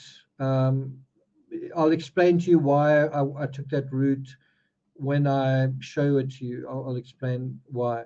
Anyway, so he says, I would be at peace, but the main thing seems to me to be that I must not give myself less trouble, that the painters who work express, this should be than. There are quite a few that's in this particular letter. Than the painters who work especially for it. Whether one exhibits or one doesn't exhibit, it is necessary to be productive. And from then on, one has the right to smoke his pipe in peace. So can you see, this is what gives Van Gogh a sense of satisfaction, being productive, right? And that is exactly what he was in the summer of 1890. He was productive. And then he did have the right to feel satisfied with himself, right? But this year we will be productive, and I'm endeavoring to make this new series better than the first two consignments. So without being a genius and without knowing Van Gogh inside out, do you agree that if you want to create a scenario for argument, for dissension, for unhappiness, prevent him from painting? In other words, if you want to create a situation where there's going to be enmity and frustration and gnashing of teeth, well then prevent Van Gogh from being productive, in whatever way. Uh, Argue or tell him, wow, why do you paint so often? Why do you paint so quickly? Why are you painting again? Um, so in other words, if you interfere with that process of the artist, specifically this artist, creating, being productive, that is going to create problems for that artist. Can you see that? Cool. Thanks, Snow Lion. Okay, but this year we will be productive, and I'm endeavoring to make this new series. Okay. Among the studies, there will be some, I hope, that are painting, so to speak, there. Can you see how often he's spoken about starry sky, right? This is at least 6 or 7 months, if not more, before he paints the starry night, right? How often has he just referred to it, right? So you can see he's got this sort of magical stars. He's got just the idea starry sky in his mind, and ultimately he produces something wonderful, right? He didn't just wake up one day in the asylum and go, well, look at that. This idea had been brewing in his mind for a long time. Basically, it is premeditated. He says, I keep hoping very much to paint it, and perhaps I will one of these days in the same plowed field if the sky is glittering properly. So this is really incredible. Is he basically says it's not just that he has this um, false artificial vision in his mind. He's literally saying, you know what? I see a glittering sky above the field. I want to paint that. I see this magical landscape, and above it the twinkling stars. I want to paint that. I want to capture that. I don't know how, but I keep hoping very much to paint it. And the amazing thing, and it really gives me goosebumps, gives me quite a warm feeling, is to say, he has his heart set on this picture, on this idea, on this painting, and he succeeds. Oh boy, does he succeed, right? It becomes a blockbuster, right? Yeah, he did it. Yeah, he does mention it a few times. Yeah, it is like a prophecy. Anyway, so he says, Tolstoy's book, but I love that word glittering. I mean, he's used the word spangling. Now he's talking about glittering. He really does see the sky as alive. And he's said that as well. He says sometimes the night is more something than the day. What does he say? Let me see if I can get the quote. Sometimes the night is more what than the day? Alive? More beautiful?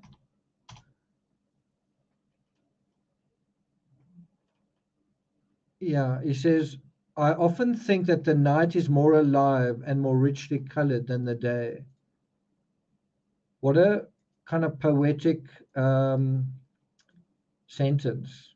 I mean, there's something Team Peachtree about that statement, eh?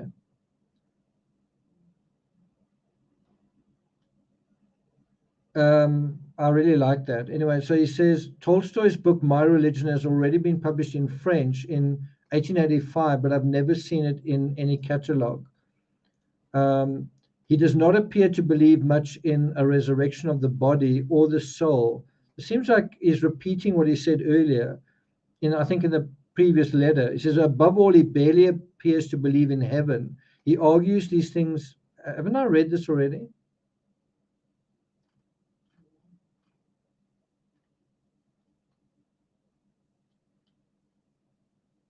I think I've read this already. How did that happen? What day are we on? Well, somehow I've gone backwards in time. That's weird. That's I have read it before, but it's over here. Yeah, it talks about, where's that, the nihilism?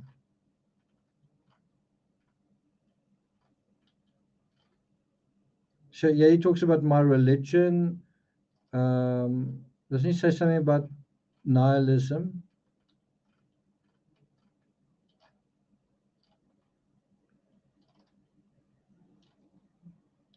Isn't there something about resurrection here? Violent revolution. A new religion will be born. Where's that thing about? Wasn't there something about?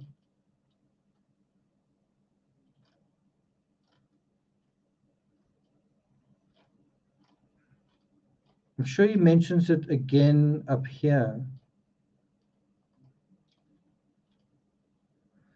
He talks about the book itself. I think it's called My Religion. There it is. Isn't this the same paragraph?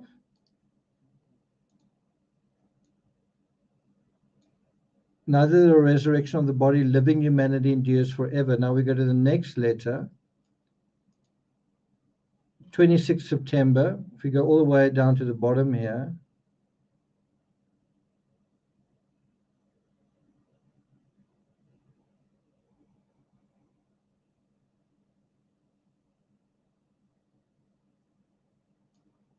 It doesn't believe in the resurrection.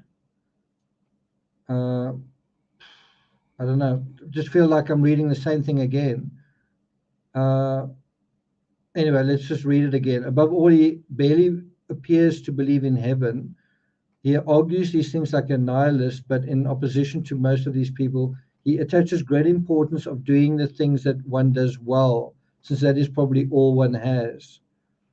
It's quite incredible where he's getting supply, where he's getting food for thought. He talks about the importance of doing the things that one does well, since that's all one has, because that is all that Van Gogh has, right? It's all Van Gogh really possesses is the thing that he does well at this point, that he's starting to become a half good artist, right? If he doesn't believe in resurrection, he appears to believe in the equivalent, the continuance of life, the march of humanity, of man and his work continued almost infallibly by the humanity of the generation to come. After all, they must not be empty consolations that he gives. It's also quite an interesting statement. Don't give if you're going to do this, don't make an empty consolation.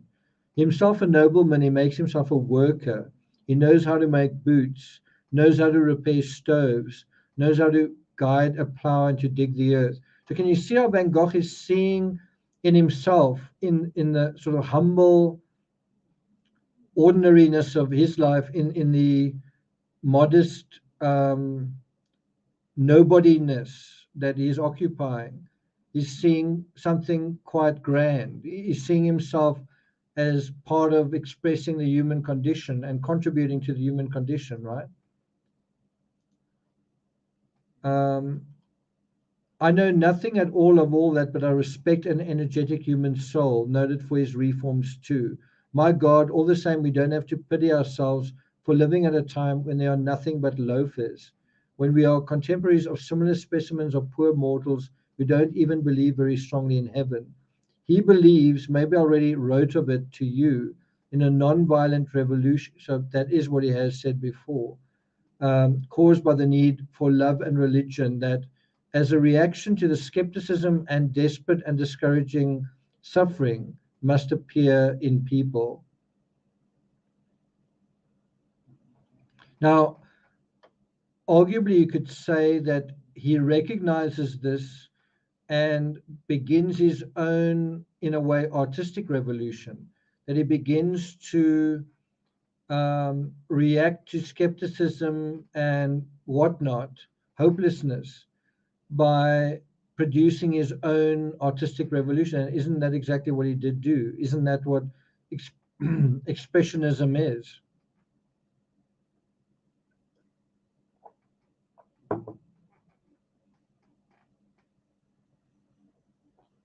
Goodbye. Your last letter came on Friday. If I got the next letter on Friday too, it would be awfully good. But it is not pressing. It will be all right, whatever happens. A handshake. Ever yours, Vincent.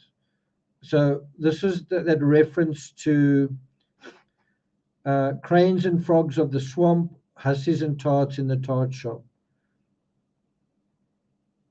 Okay, let's do one more letter. The 27th, I think, of September. And then after that, how many are there?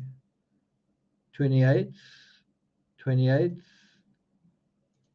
Okay, so we're going to end off with this letter from the 27th of September. I did actually have a hot bath before doing this, and it hasn't really lessened the pain in my back. So I'm going to have to get moving. Okay, let's get going. My dear Theo, I know quite well that I already wrote you yesterday, but it has been such a lovely day again today. My regret is that you cannot see what I'm seeing here. So just again, is he depressed? Is he complaining? Is he feeling gaslighted by Gogh? How is he doing at the end of September?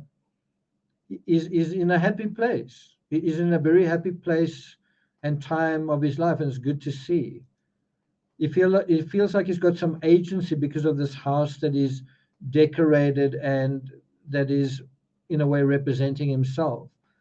He says, since 7 o'clock this morning, I've been sitting in front of something which, after all, is no great matter, a ball-shaped bush of cedar or cypress planted in the grass.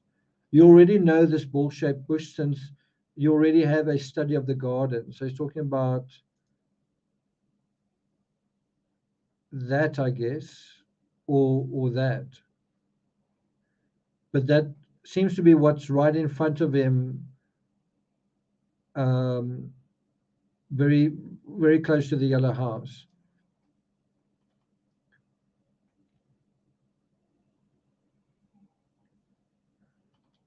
The bush is green, a little bronze, and various other tints. Green, bronze, and various other tints. Is that this one?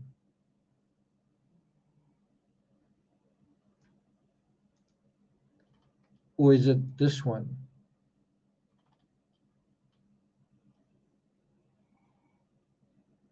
What do you suppose is that? Two ladies with an umbrella, and looks like those are two people there as well. Something's going on over there. There's a cypress. The bush is green, a little bronze, and various other tints.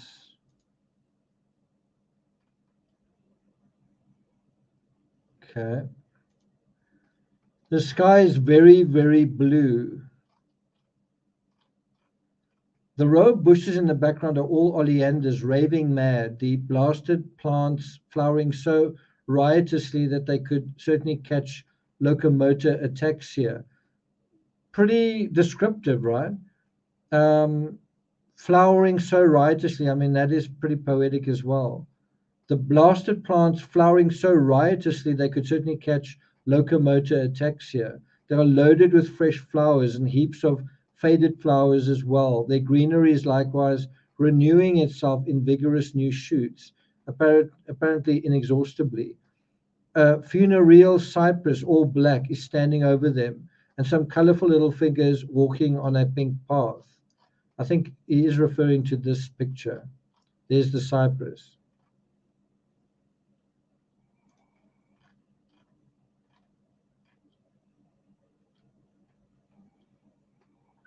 This makes a pendant to another size-study canvas of the same place, only from quite another point of view, where the whole garden is colored in very different green under pale lemon yellow sky. But isn't it true that this garden has a strange character which makes one easily imagine the poets of the Renaissance, Dante, Petrarch, Boccaccio, strolling among these bushes and over the flowering grass? Now it is true that I've left out some trees, but those I kept in the composition are really there just as you see it. Only it has been overcrowded by some bushes which are not in character.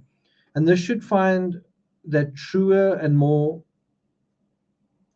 and this should find that truer and more fundamental character. This is the third time that I painted the same place.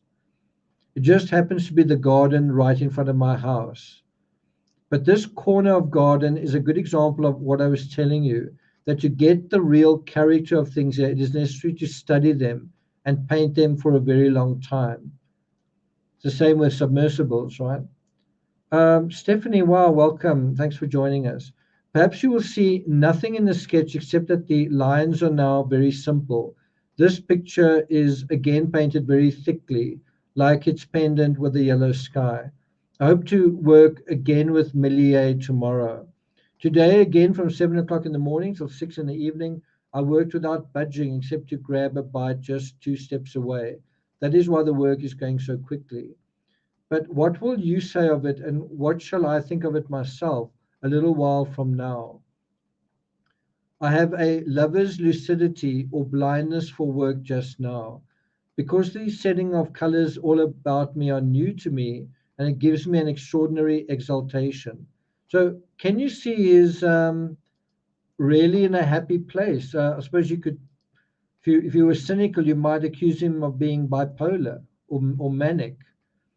But how many letters has he written where he says, things are so beautiful and right? Now he's talking about an extraordinary exaltation.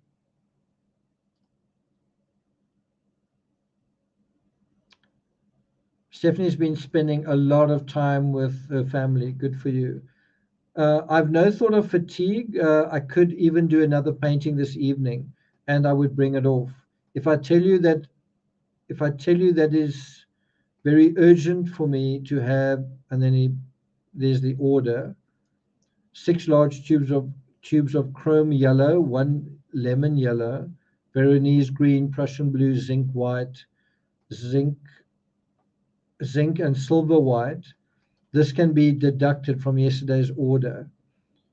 So can you see, you kind of get the idea when he's happy, he's productive. And when he's productive, he asks Theo, I need this, I need that.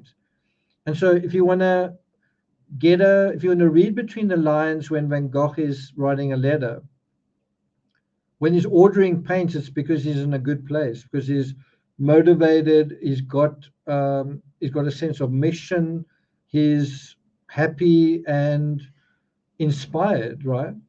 And so was that going on in the last summer of his life, in the last days of the last summer of his life? Absolutely not. Then he says, at the same time, 5 pieces of canvas. I can't help it. I feel so lucid, and I want, as far as possible, to make sure I have enough pictures. So maybe he's taking some kind of drug. I don't know, but he certainly seems to be feeling good. By the way, Stephanie, you must let me know what the rentals are that you find around there. If you find any of around like $1,500 or so, let me know. Timmy. Okay. It says, I have enough pictures to hold my own when the others are making a great effort for the year 89. Surratt, with 2 or 3 of his enormous canvases, has enough to hold an exhibition of his own. Signa is a good worker and is enough as well. Gauguin and Guillaumin too. So for the time being, whether we exhibit or not, I want to have the series of studies. And then he writes decoration. In this way, we shall be absolutely original, for the others will not be able to think us pretentious when we have only that. But you may be quite sure that I shall try to put style into them. Today, Millier was pleased with what I've done, the ploughed field. So the soldier is talking to Van Gogh about his paintings. I like that. Generally, he does not like what I do, but because the clods of earth are as soft in color as a pair of sabots, it did not offend him with the forget-me-not blue sky flecked with white clouds. So you've kind of got a, I don't want to be mean, but you've kind of got like an ignorant soldier saying to Van Gogh, I don't really like that. I don't really like that. And one wonders whether Van Gogh doesn't kind of get a sense of, maybe I need to do something that he would like. He says, it would give me great pleasure if he posed better. He says this before, and he would have a more elegant portrait than I can manage now. But though the subject is beautiful with his pale and matte-tinted face, the kepi red against a viridian background. So this is his idea of a really handsome Frenchman. Maybe it's all in the moustache, I don't know. Maybe Van Gogh, in a way, sees himself like a younger version of himself, because this guy seems to be a ginger dude. So maybe he's kind of in love with the idea of a younger version of himself that is a bit of a Don Juan, right? Wow, Stephanie L is here as well. It couldn't be better. I must say, Stephanie L, I feel really bad. Stephanie L wanted my home address, but I must tell you, I've just had things stolen from me, like not after the other things, but I'm more aware than I usually am about security. And I'm in this absurd situation where I want to sort out my security. I want to buy my own CC, buy my own enhance my security. And my father's my landlord, and so he says speak to the body corporate. The body corporate says speak to the property managers, and the property managers say speak to your dad. And so although I live here, and I can tell you a bit more about me living here, but although I live here, like that's the situation. Like, and it's at my own cost. It's not like anybody else has got to do it. So it's been about 2 weeks since I said someone broke into my car and they stole the remote, and I just want to upgrade my security and I want to do this and that. And I haven't even gotten an answer from any of those entities that I mentioned. And it is definitely frustrating. In the same way that you've got to pay attention to the signs and symptoms if you're in a submersible, you've also got to pay attention to, like, this is the fourth crime thing that's happened to me. There's been a hoodie stolen, a laptop stolen, a battery charger stolen, and now which is quite a personal thing, the device that opens my garage door also stolen. 4 things. Now you're trying to do something about it, and it's really a lot like Van Gogh. The people that I'm appealing to help me so I can get permission to do it are basically trying to show me that I'm a nothing and a nobody, right? And I mean, I've been told this directly by some of these people. You don't have any authority, blah, blah, blah. And so they're literally trying to prove to me and show me that I don't really have any say, right? So I am literally living the Van Gogh nobody thing right here in the real world. It's not fun. And here I am, someone who's got a true crime channel, and I'm trying to deal with actual crime in my life. Meanwhile, the sort of gray old men around me are trying to show we're the lions and you are this powerless little cub and you must know your place. It's a horrible situation to be in. It really is a horrible situation to. Obviously, I can buy it. But I first need permission to do it. And so the one person says, ask that one, and that one says, ask that one, and that one says, ask that one. But there's also this thing, and it's not subtle. It's know your place, young man. You're it's basically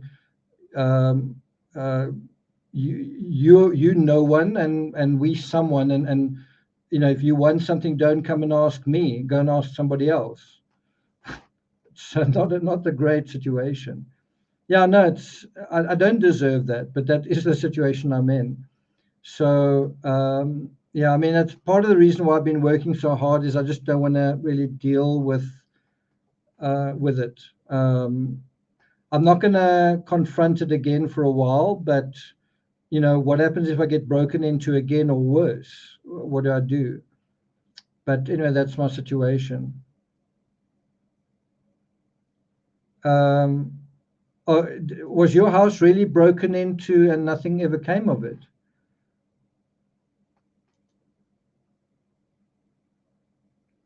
Anyway, so I did want to say to Stephanie, that's one reason why I'm feeling a little bit sensitive about saying where I'm living right now, is because I'm a little bit insecure about my security. I'm trying to sort it out, but I seem to be the only one who actually cares about it. The weird part is I'm willing to pay for it. So what's the problem? Anyway. Yeah. Well, now I feel a lot more reassured that it's not personal. It feels extremely personal, I must say.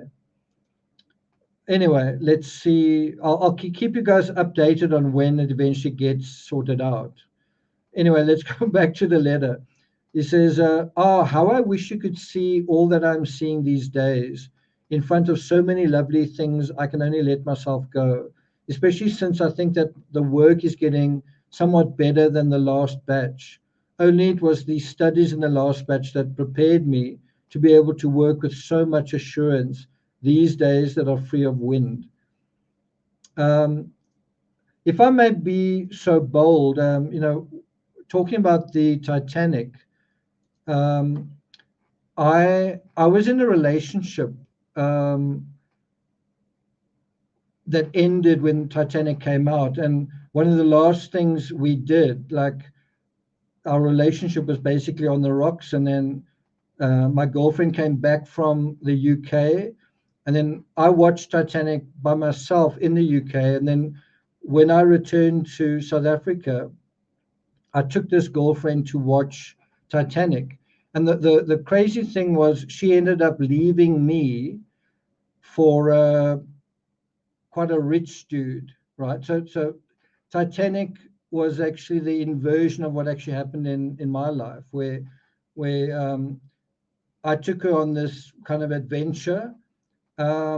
And, I guess I'm quite an artistic kind of person, but she ended up basically dumping me for this sort of rich dude. And it was actually the inversion of Titanic in a way. It was almost like my ship sank with me on it, and the person that I was almost engaged to got on the boat with a rich guy she didn't even know, basically, and lived happily ever after. Well, ultimately not, but I'm just saying that's the irony of the Titanic story. And the other irony was just this thing of how the Titanic story is about you belong to a particular class, and then someone decides, well, I want to be a real person. I'm not going to let class decide who I'm going to be. Well, yeah, you had someone doing the opposite, saying, if I am with that person, I can kind of jump ship and be in a different kind of class and live happily ever after. And that is, in a way, what happened. And I was actually devastated. Not only did my ship go down, I kind of went down with it. And it took about 3 years just to recover psychologically from that thing. It's quite funny. So when I watch Titanic, it's a lot more real and painful for me than I think for a lot of other people. And it was just strange watching Titanic and getting a sense that Cameron was an artist telling the story of how an artist helped this woman to come alive, when I lived the reverse of that, which was quite strange. Anyway, so I didn't mean to go into so much personal detail, but Stephanie, you bring I don't know if it's the best or the worst out of me. I'm not quite sure. Yeah, I could do that, but for now, I'm going to just, just be a little bit inward focused. Otherwise, I can bring Timmy to meet Ralph in person, in Dogson, like where a dog meets a dog directly. We could do that. Okay. Anyway, so let's go back to where we were. Why doesn't our good father Thomas want to lend me anything on my studies? He is making a mistake if he doesn't, and I hope he will. Not really sure he's referring to there. It's not his real father. It must be someone they consider as a sort of father figure. I am afraid of overburdening you, and yet I would like to order some 200 francs worth of paint. So I've said this before.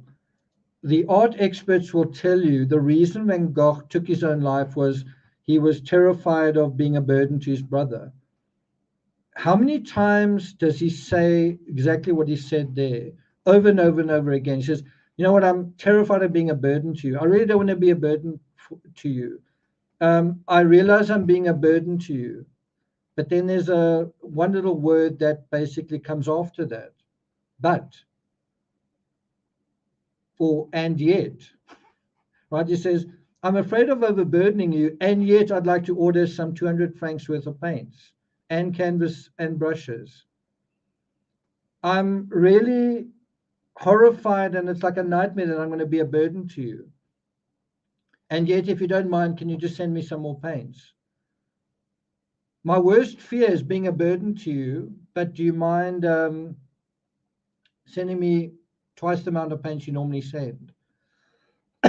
It's the way he speaks. And so that is something he mentions in the summer of 1890, and the art experts say, there it is. He was being a burden to his brother, and that is what was killing him. No, he'd been a burden to his brother his entire life. That's not what was going on. Perhaps the entire autumn will be fine, and if I knock off, sorry, let's just do that. If I knock off a size 30 canvas every 2 or 3 days, I shall make several thousand franc notes. I still have a kind of concentrated power, more than I need to spend just on the work. But I'm bound to begin by using up a heap of paint, and that is why I need Thomas. Now, can you imagine if his brother said to him, I'm not sending you any money, I'm not sending you any paint. I want you to know that you're a nobody. Like until you can you send me a letter just saying I'm a useless artist, whatever, and until then I'm not gonna send you any paint or art. Can you imagine his brother doing that?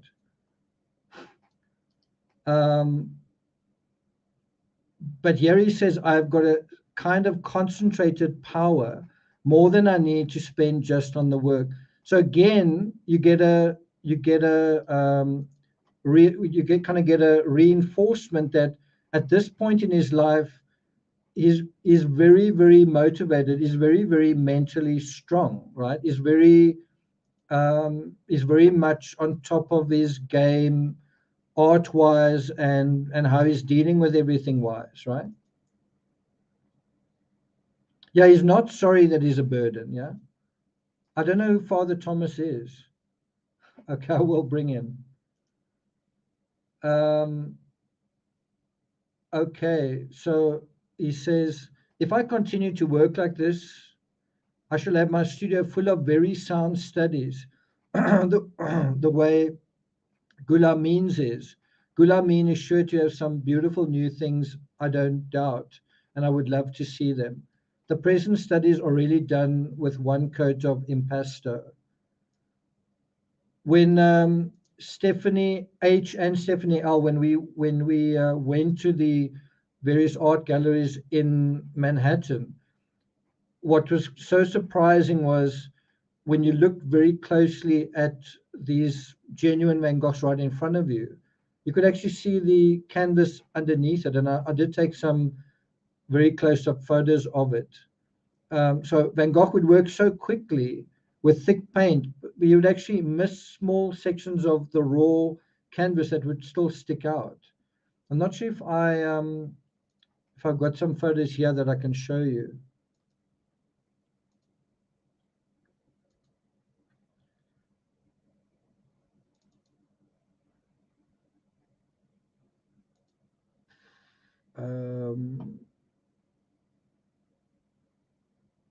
New York. Is New York anywhere here?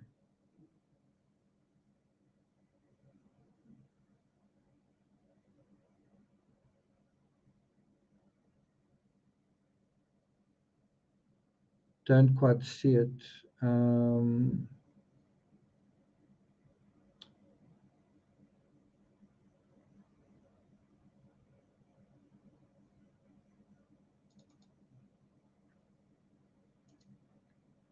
Just trying to see if I can.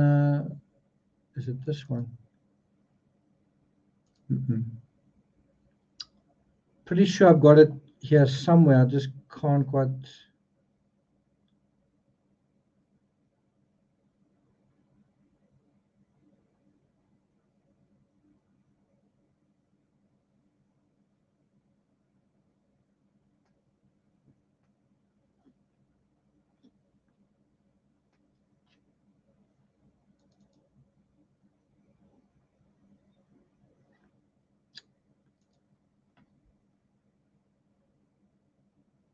32.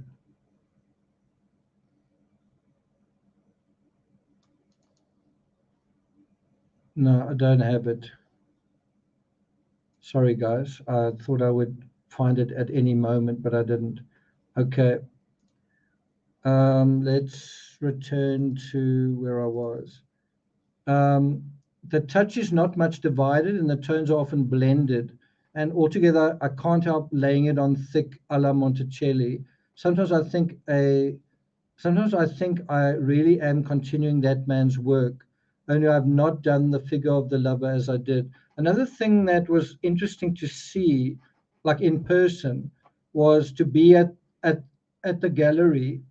And one moment you see a Van Gogh, and you see how thick it is, and you see how the paint itself kind of goes like that, the impasto. And then the next thing you see a Gauguin, and there's almost like no it's just very, very the irregularities of the paint are almost completely absent. You know, the difference between a Van Gogh, I'm talking about just the texture of it, just the style of it, couldn't be more stark.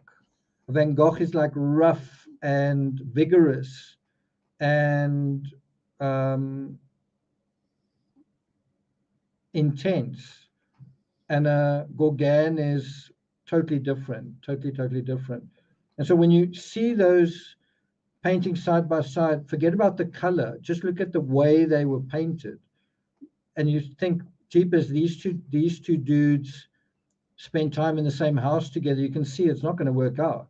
These are totally different people, right?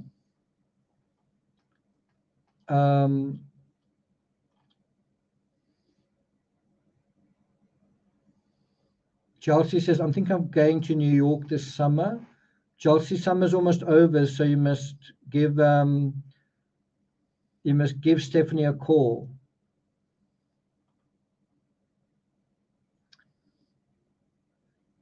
We must, by the way, just between you guys and me, so like don't tell anyone this, I am actually thinking of going back to America in late August, early September. Right, so don't tell anyone, but I'm actually thinking of, just for about 2 or 3 weeks, I'm thinking of going to the States, not just the States, somewhere else as well, for about 3 weeks. So maybe we can do a team, instead of tea series, we can do a team Peachtree, like us people get together in New York, those folks who are in or near New York. Anyway, just something to think about. Late August, early September, before the end of the summer, put it that way. Okay, let's get to the end of this letter. The touch is not much divided and the tones are often blended. Then he says, and probably I shall not do it either before doing some serious studies from life. But there's no rush, and now I'm quite set in my mind to work hard until I've surmounted that. If I want to get this letter off, I must hurry. Have you news of Gauguin? At any moment, I'm expecting Bernard's letter, which will probably follow the sketches. Gauguin must certainly have another combination in mind. I've felt that for weeks and weeks. And I think what he means by that is, I think Gauguin's got basically another deal in mind. Gauguin is thinking about some other arrangement, right? And he's not like saying that with panic or with fear or with jealousy. He seems like quite resigned to it. Looks like he's got something else in mind.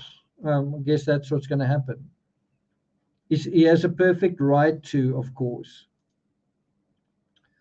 Well, the idea is to just look. I've never gone to Connecticut or Maine or Vermont. And I didn't quite get to Myrtle Beach or Florida, so basically the East Coast. I was thinking of just doing a little jaunt down the East Coast, so that's the idea. Of course, I like Manhattan, and I'd like to still see maybe Brooklyn and whatnot, but that's the idea. Okay. For the moment, the solitude doesn't bother me, and later we will find someone for company, and perhaps in the end, more than we want. Yeah. Well, that is exactly what they are going to find. So again, another confirmation that he's not going mad, he's not unhappy, is in a good spot, right? Stephanie says Myrtle Beach sucks. Okay, well, one of my fans stays there, so maybe it doesn't suck so much. Um, I believe it is not necessary to say anything unpleasant to Gauguin if he does change his mind and take it absolutely in good part. So he's even saying if Gauguin says screw you, he's saying, you know what, we don't need to say anything nasty to him. If Gauguin basically drops them or chooses somebody else, that they don't need to make a big deal of it, right? I would like to check out Maine and Vermont, so we'll see. Um, I kind of I just kind of want to see America, and I've seen some of it, and I want to see a little bit more just before the summer ends. So, you know, that's kind of the thinking. Um, so I kind of want to work hard for about 2, 3 months, and then go over for about 2, 3 weeks. That's kind of the thinking. Yeah, you shouldn't be crass. One of my best readers and fans is from Myrtle Beach, so in a very nice little place there as well. I think it's North Myrtle Beach. Anyway, um, so so yeah, they're speculating that Gauguin has sort of changed rivalries. That is kind of not changed rivalries. That is changed allegiance in a way, or that is basically deciding um, who's going to suit him best. And you do kind of get the sense that he's a bit of a um, selfish person who might use someone else for his own purposes, right? So he says he may join forces with Laval. Laval is his pupil, and they have already lived together. As a matter of fact, if they might really both come here, we could find somewhere putting them up. As for the furnishings, if I knew beforehand that Gauguin was not coming, I still would have. I still would like to have 2 beds in case I have had to put someone up. So of course he is quite free. There will always be someone with a desire to see the Midi. What has Vignon done? After all, if everything takes a turn for the better, everyone will be sure to make great progress. And the same for me too. If you can't always see these lovely days here, you will see some of it in the paintings. And I'm trying to get more into them than in the others. What a beautiful ending to this letter. You know, he says it in such a simple way, but it's also so profound. If you can't always see these lovely days here, you will see some of it in the paintings. I'm trying to get more into them than in the others. What is he trying to get into them? Well, he's trying to get the life into them, the living energy, right? September, even late September. When does the speak now? Van Gogh has been talking about the autumn colors in these letters. When does the autumn coloring start in Connecticut? Like, is it September or October? I'd be interested to know. Tamara says, beautiful name. I really like that name. Wait until September, October. Okay. I can do that. I can wait till mid-September. Okay. So because some more of you are here, I think I'm going to read one more letter, the penultimate letter in September. We're going to read this letter, Vincent van Gogh to Theo, and then I'm going to skedaddle. I don't actually have any more water. My glass is empty. My glass isn't half full, it's empty. Well, now it is. And so I'm going to read this last letter, and then I'm going to, oh, mid-late October. Okay. Mid-late October. Wow. That's, I suppose I could do that. Okay. I don't really want to go there when it's cold, but I guess it's got to be quite cold for the trees to lose their leaves. Yeah, I don't want to be there in August. Late. So you're saying don't come in September. What about the last week of September? Would that work? Okay. What about that? The last week of September? You can see I'm really cold now. I don't want to have like a double winter if I don't need to. Okay. My dear Theo, thank you very much for your letter and the 50 francs note that it contained. It's not good that the pains in the leg have come back. My God, it would be good if it was possible if you could live in the Midi too, because I always think that we need each other, and the sun and the good weather and the blue air are the strongest remedy. So can you see how his own diagnosis for being physically well is sunshine and good weather? Can you see that? His own idea of what makes him physically well is warm weather and good weather. Stephanie, I don't know whether your version of cold and mine are the same. I don't know if, like, New York was pretty cold when I was there in early May. Anyway, although Stephanie H and John and I were blessed with a very nice one warm day.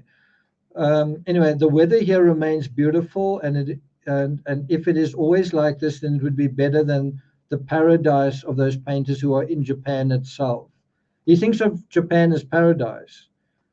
I think about you and Gauguin and about Bernard all the time and everywhere. It is so beautiful, and I would like to see everybody here. Again, how many times, as he now said, it's so beautiful here. I'm really liking it here, blah, blah, blah. The weather is beautiful. Everything's beautiful, right? Included a small sketch of 30 square canvas. In short, so there it is again. The starry sky painted by night, actually under a gas jet.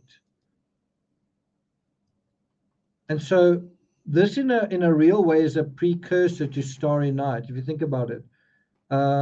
It's a picture by night.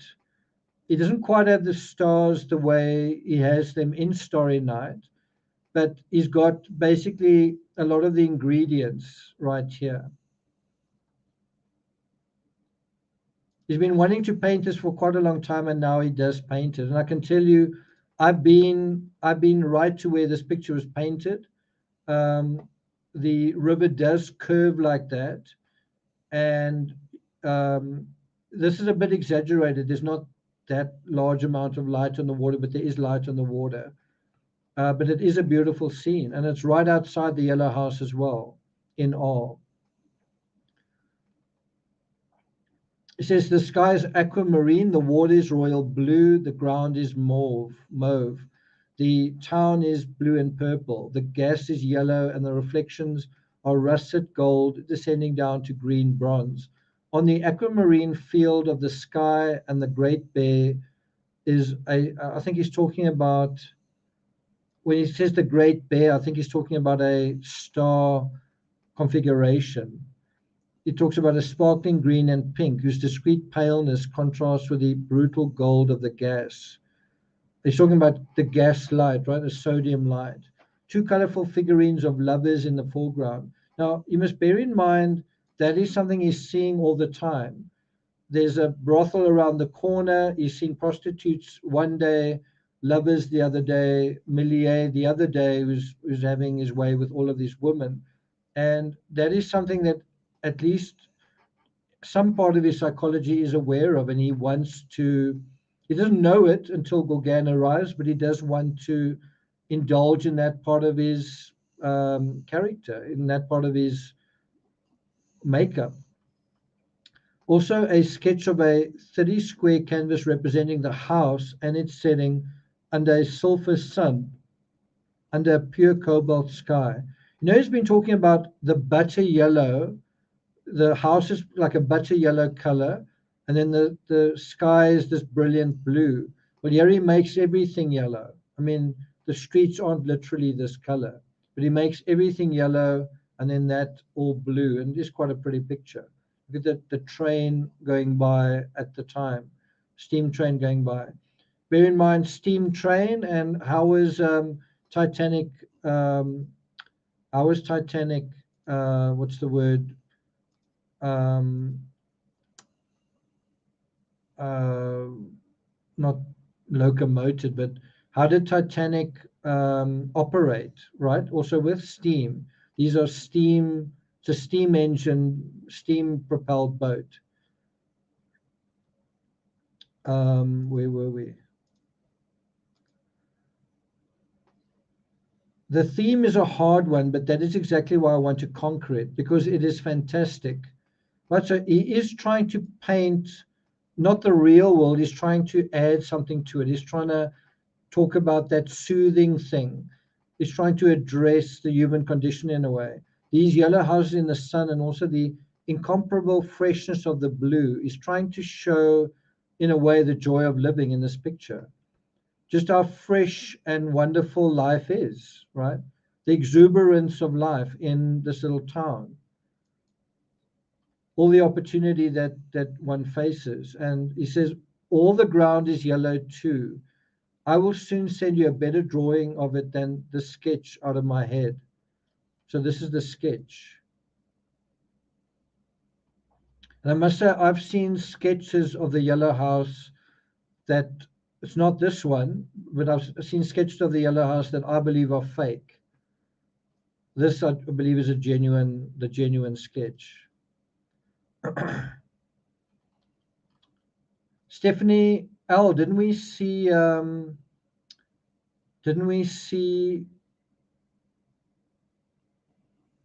wasn't it a sketch of the house that I said I thought was fake? Was it a sketch of the house or something else?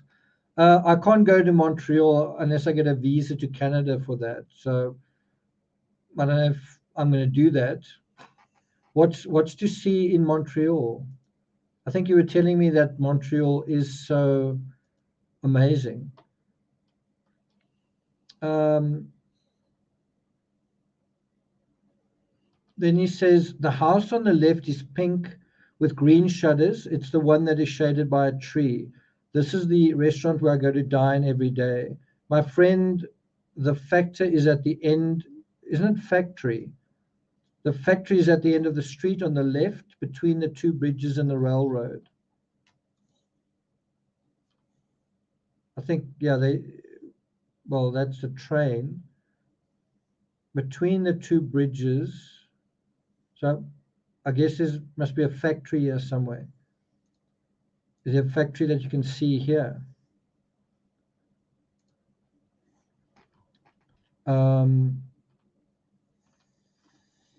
The night cafe that I painted is not in the picture. It is on the left of the restaurant. That's interesting. Millier finds this horrible, but I don't need to tell you that when he says he doesn't understand that one can have fun doing a common grocer's shop and the stiff and proper houses without any grace. But I remember that Zola did a certain boulevard in the beginning of l'Assommoir, and Flaubert a corner of the embankment of the Villette in the dog days in the beginning. In the beginning of Bouvard and Pécuchet, which are not to be sneezed at. I must say, I love the way he says he doesn't understand that one can have fun doing a common grocer's shop.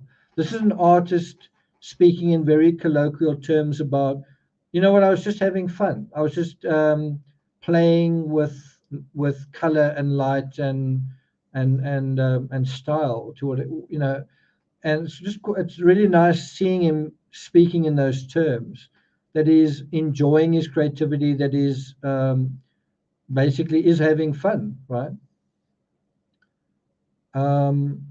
It does me good to do difficult things. It does not prevent me from having a terrible need of, shall I say the word, of religion.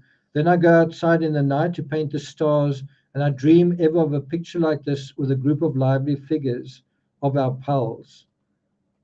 So can you see how he is very much thinking about his pictures as a kind of prayer, as a kind of religious communication, right? He's trying to express and get in touch with the divine. That's not easy to do. I mean, if somebody said to you, okay, here is a pen, here's some paper, now draw me the divine, draw me something that is divine and soothing. Would you know where to begin? Would you know what to do? Easier said than done. Now I have had a letter from Gogh, who seems very sad and says that certainly if he made a sale, he will come. But he doesn't say clearly that if he would simply have his journey paid, he would agree to come down here. So you kind of have a sense that, like, I feel like I'm dealing with psychological games. Gauguin seems to be playing psychological games with Van Gogh, and some people can handle psychological games better than others. What's going to happen when Gauguin actually lives with him in the house, and those games and those little stratagems continue? What's going to happen then? Do you like psychological games? Do you like it when someone basically communicates with you through a psychological game? Do you like that? I'm not sure if I know too many people who do.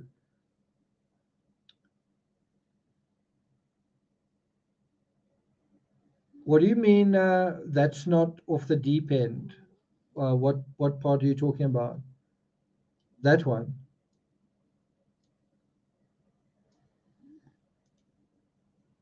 Okay, let's continue. He says, so what seems to be going on is Gauguin seems to be quibbling over, are you going to pay for my ticket or not? And I kind of get the idea that they are the Van Gogh brothers, but basically just Theo is willing to pay for his ticket. But Gauguin is kind of, what's the word, is can't ask in so many words. It seems like he's embarrassed to actually ask the question like straight out.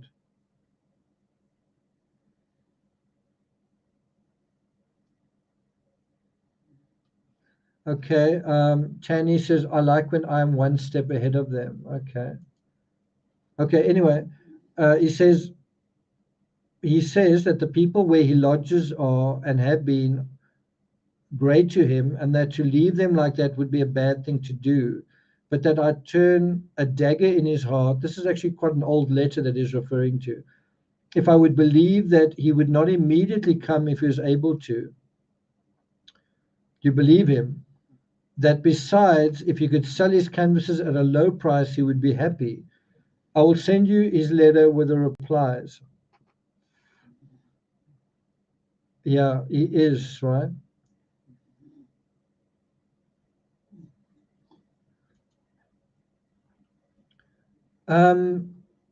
It's a tough one if you're trying to paint.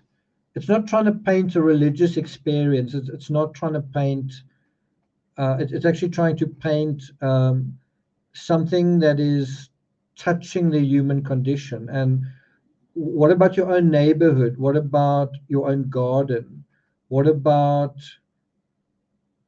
the birds and the bees? But what about the birds in the trees? You know what I mean? Like, it's taking a small thing in your experience and turning it into philosophy, right?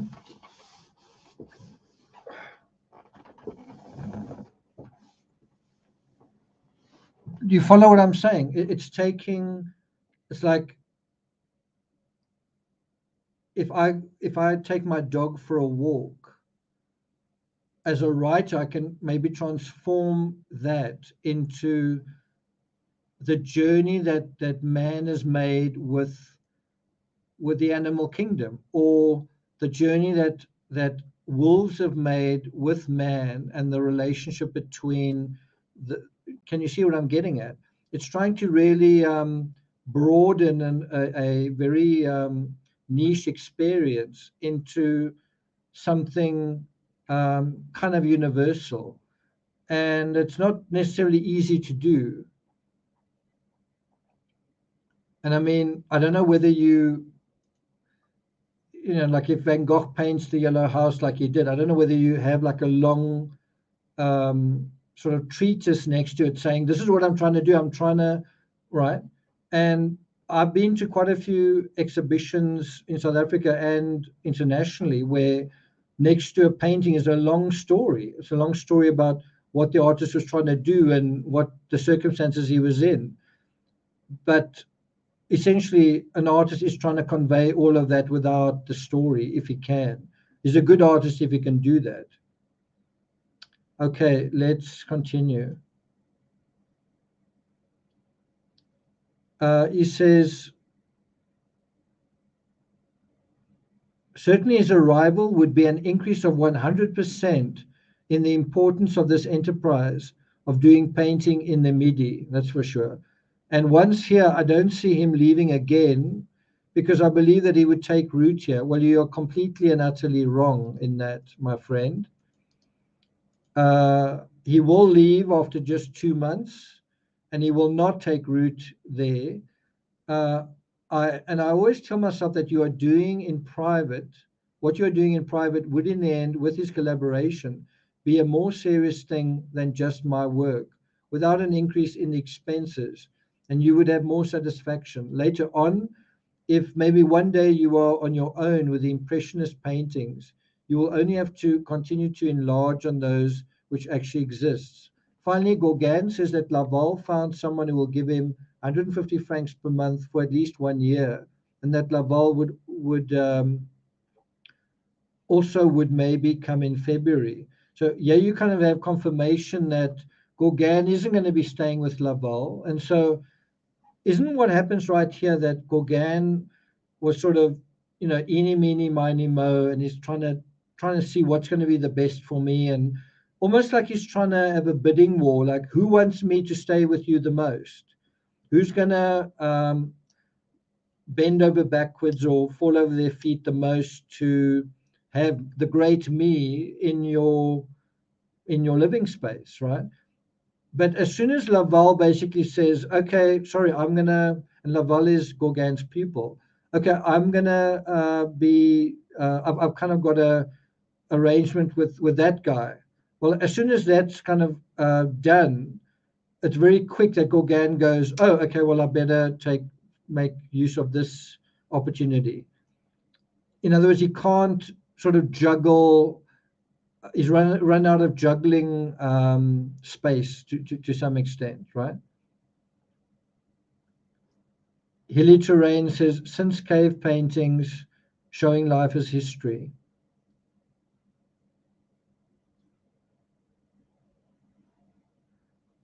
I actually sold 5 or 6 drawings when I was at university to a doctor.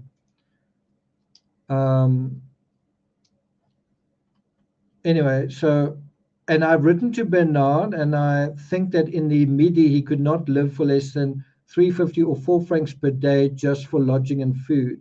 He says that he believes that for 200 francs per month he would have food and lodging for all 3, which is not impossible if we live and eat in the studio. The Benedictine father must have been very interesting. What would, according to him, be the future religion? Probably he would say the same as the past. Victor Hugo says God is an eclipsing lighthouse, and certainly now we are passing through that eclipse. What a mind-bending statement. Like, what the fuck does he mean by that? What does he mean by that? It's like, is it a lighthouse that shows you the way while blinding you? Is that what he's talking about? By the way, I actually saw a lighthouse in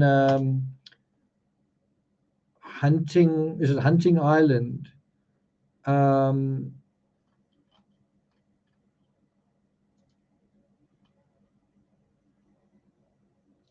in South Carolina. Okay.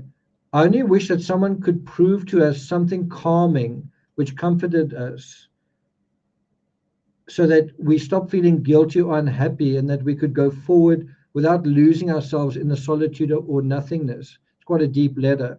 And without having to fear every step or to nervously calculate the harm we may unintentionally be doing to others.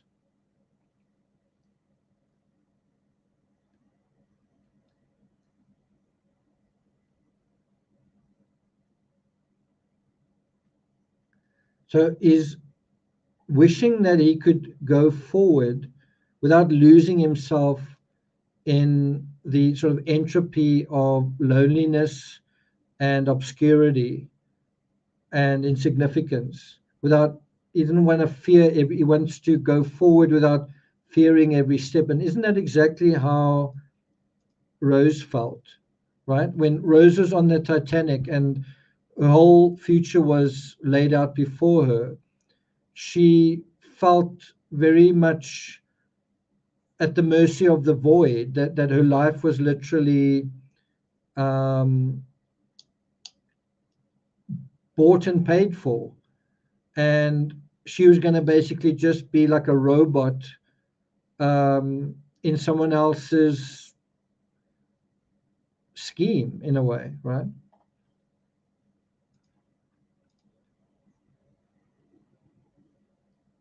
We could, so let me read this again. I only wish that someone could prove to us something calming which comforted us. And that's what Jack Dawson does for Rose. He proves to her, he shows her um, another way to think about life that is calming, that you can be yourself, you can cast off your shackles. She shows him that even without any money, even without agency, you don't even need agency through somebody else or through material things. You can nevertheless get it in a different way. You can get it by, for example, validating yourself, by becoming someone, by living a life worth living, by seeing meaning in certain things and going after it. Isn't that extraordinary? And so she says, so that we stop feeling guilty or unhappy and that we could go forward without losing ourselves in the solitude or nothingness. Bear in mind the threat that she faces is that if she lets go of this guy that she's engaged to, she may like go down the drain. And I mean, she was about to go down the drain with a ship. And even when he saves her, I'm talking about when her fiance kind of saves her and puts her on a boat, on a lifeboat, she literally gets off it because she doesn't want to be on someone else's boat. She wants to be in her own boat. She wants to have her own agency. It's actually quite an extraordinary symbolism going on there, right? And but she doesn't want to feel guilty about it either. She doesn't want to feel guilty towards her mother. She doesn't want to feel unhappy that she's making someone else unhappy or whatever. How can she go forward without fearing every step, without making someone unhappy, without nervously calculating the harm that she's doing? And Jack gives her the reassurance that it's not so difficult or so complicated. Be authentic. Um, Believe in yourself. reach out to the life force that is right out there, and let it awaken in you, and let what is out there awaken it as well. And when he says we're the king of the world, well, actually he doesn't say that with her, but when he puts her in the front of the Titanic and it's moving across the water like that, he's trying to awaken her to the magical. He's trying to awaken her to um, and it's like the whole ship, this whole incredible ship is behind her. It's not like she's looking at the ship and enjoying it. She's just looking at the ocean. What is in front of her and what is unfolding in front of her is the ocean of truth. And that is what, like the unconscious, that is what is trying to get her to connect to. Forget about, I'm afraid of this and that's making me happy. And he's trying to broaden her heart and broaden her mind so that she can engage her whole self with a whole of experience, right? Not, and that is exactly what she wants and what she needs. She wants to get out of this very uh, this track that she's been put on, this box that she's put in.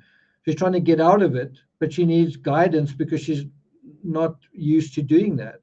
But she doesn't realize that she already has everything that she needs. She is courageous. Um, she can recognize truth when it passes in front of her. When she sees Jack's sketches, she recognizes not only talent, but she recognizes the magic that is in a paintbrush, in the artist.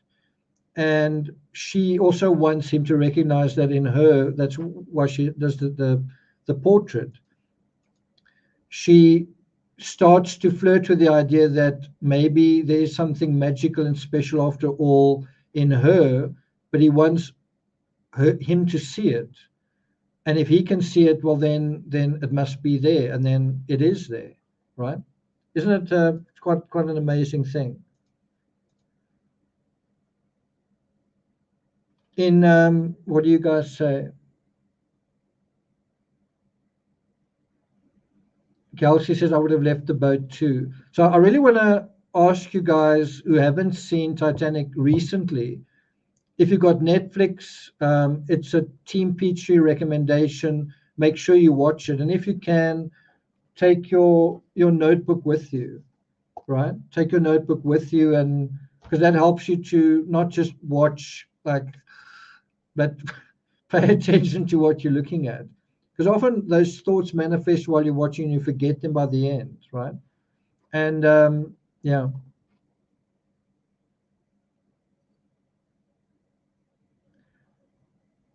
Well, that is in the movie Titanic. Okay.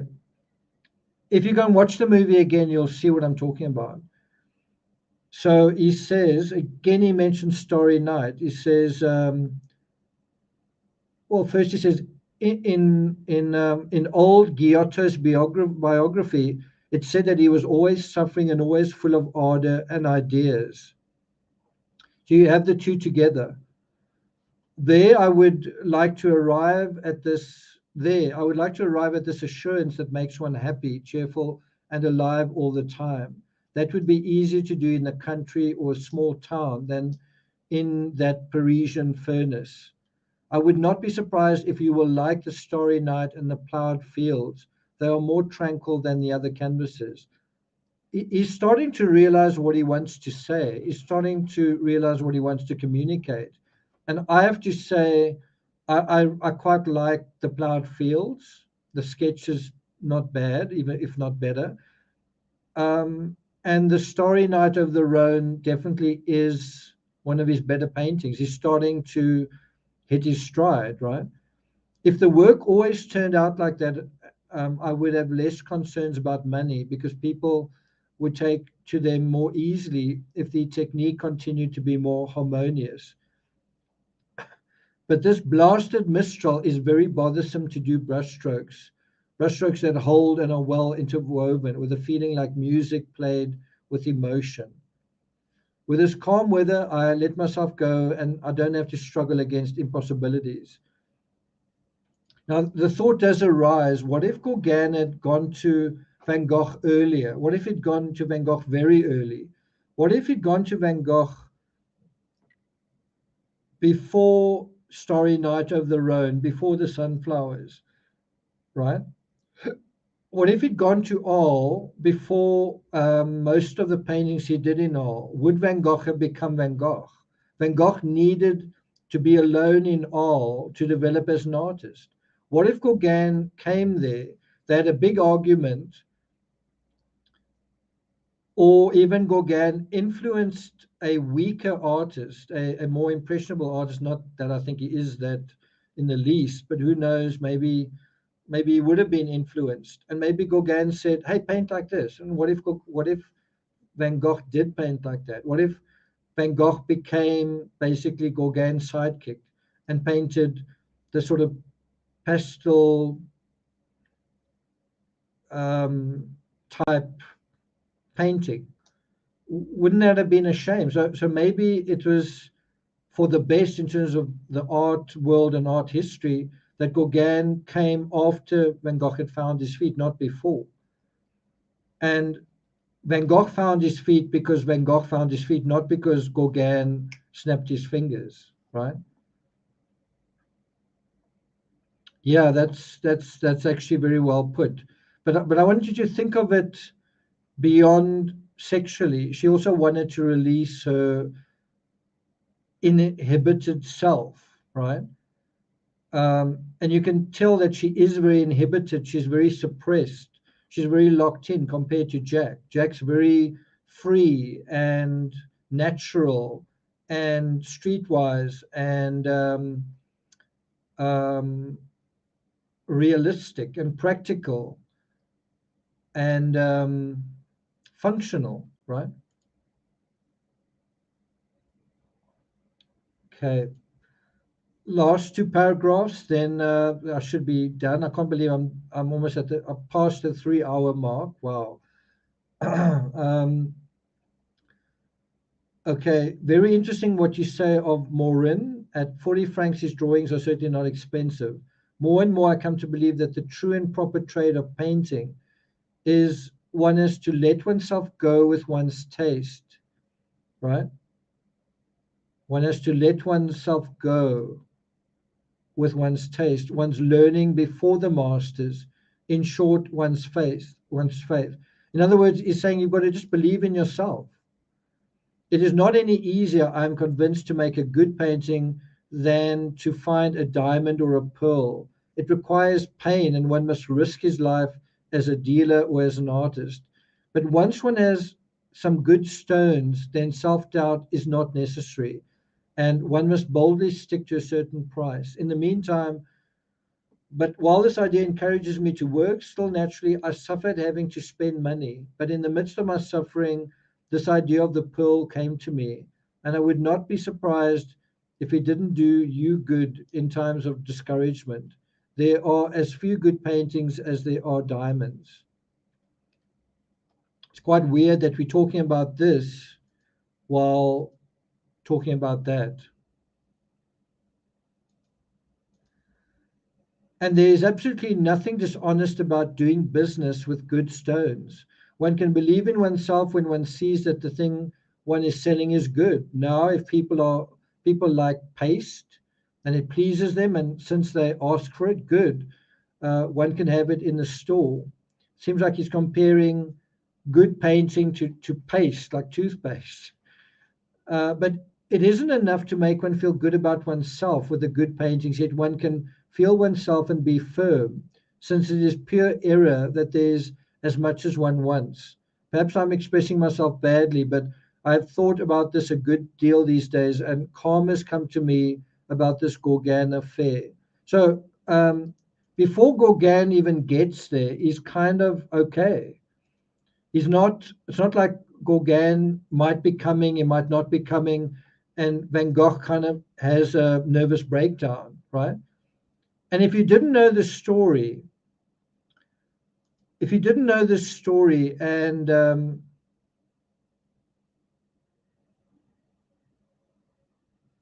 Tamara says, Thanks for your mentions. Thanks for that. Not everyone likes my accent. I get told that I'm Indian or Pakistani by some people.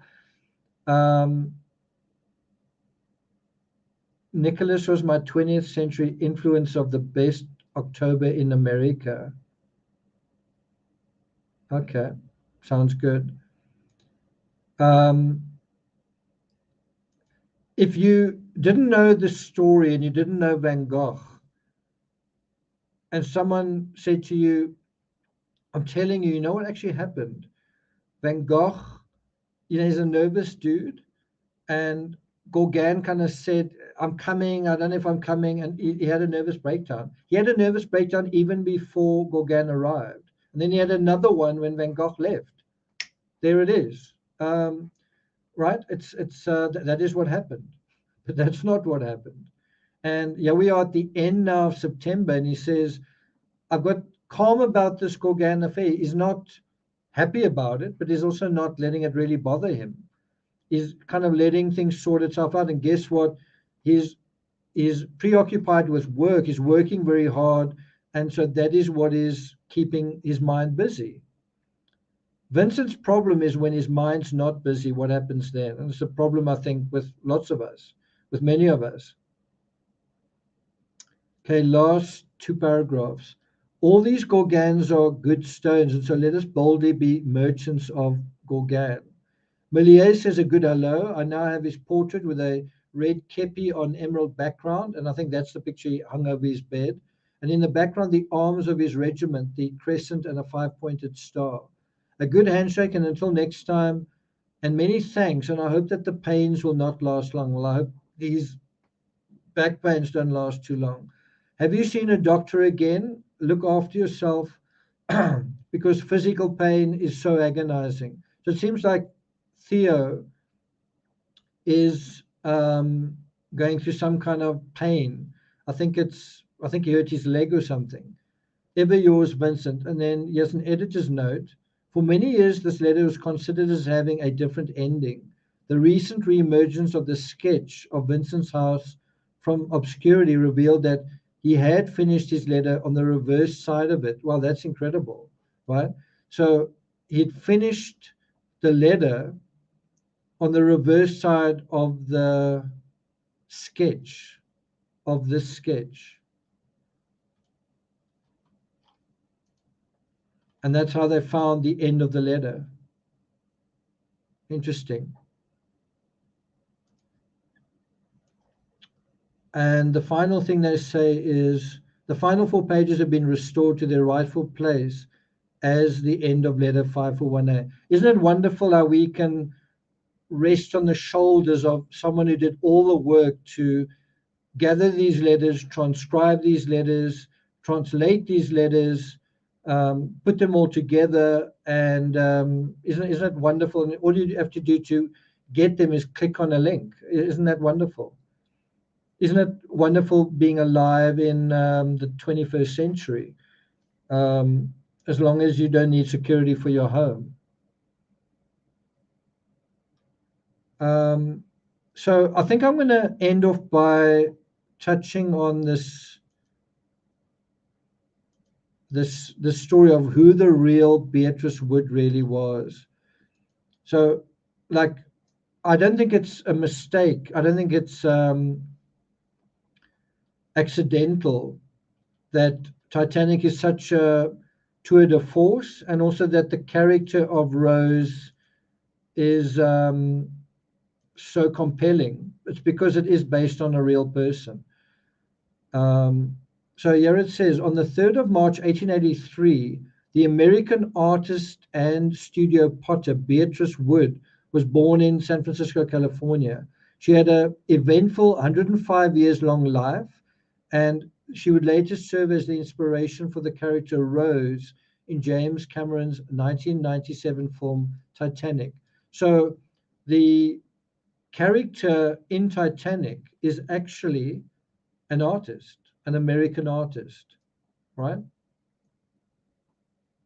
And she, in turn, is inspired by another artist. And who tells the story? a director who's getting in touch with his artistic self. When he paints, sorry, he sketches this idea of Beatrice Wood through the Rose character, right? Isn't that quite fascinating?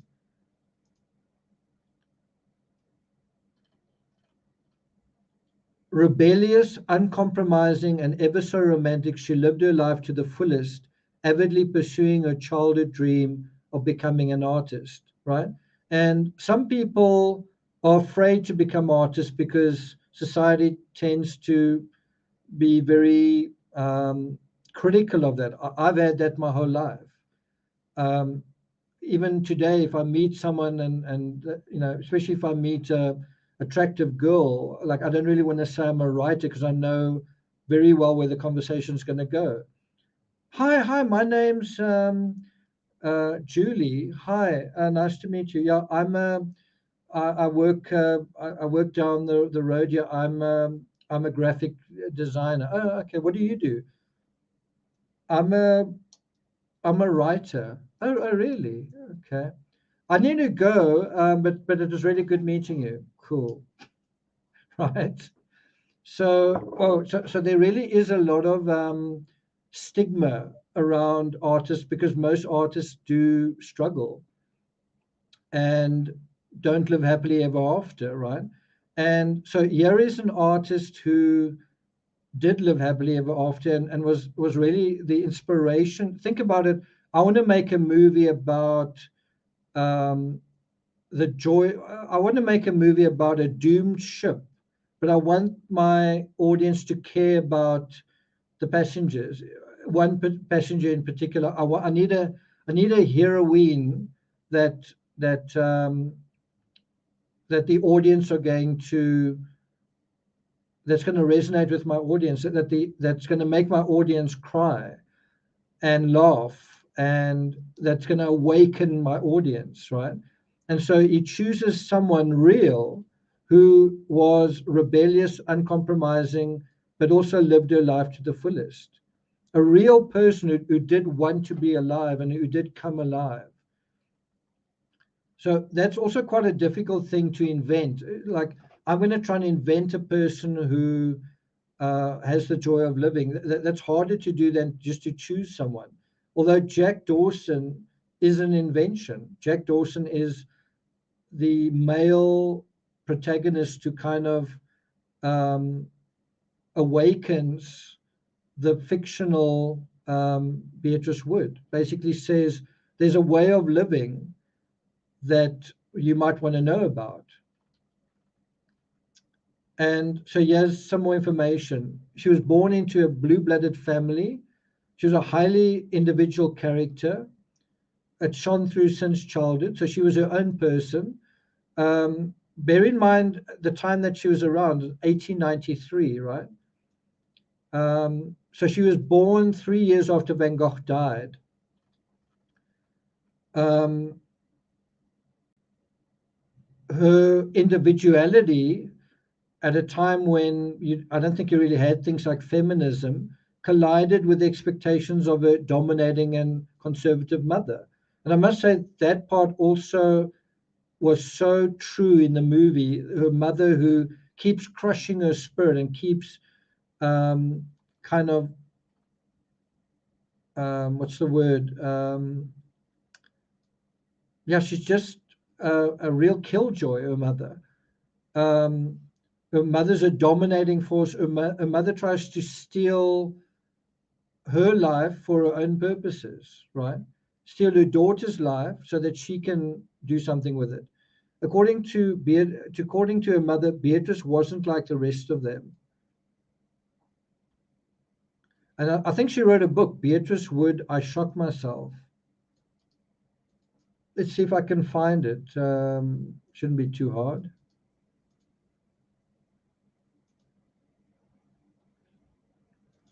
I think I want to read this book. How about you guys? I Shock Myself, the autobiography of Beatrice Wood. There it is.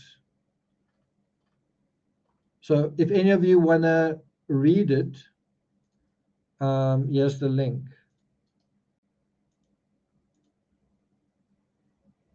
Just be you. Just be you and trust that you will find your way to the light.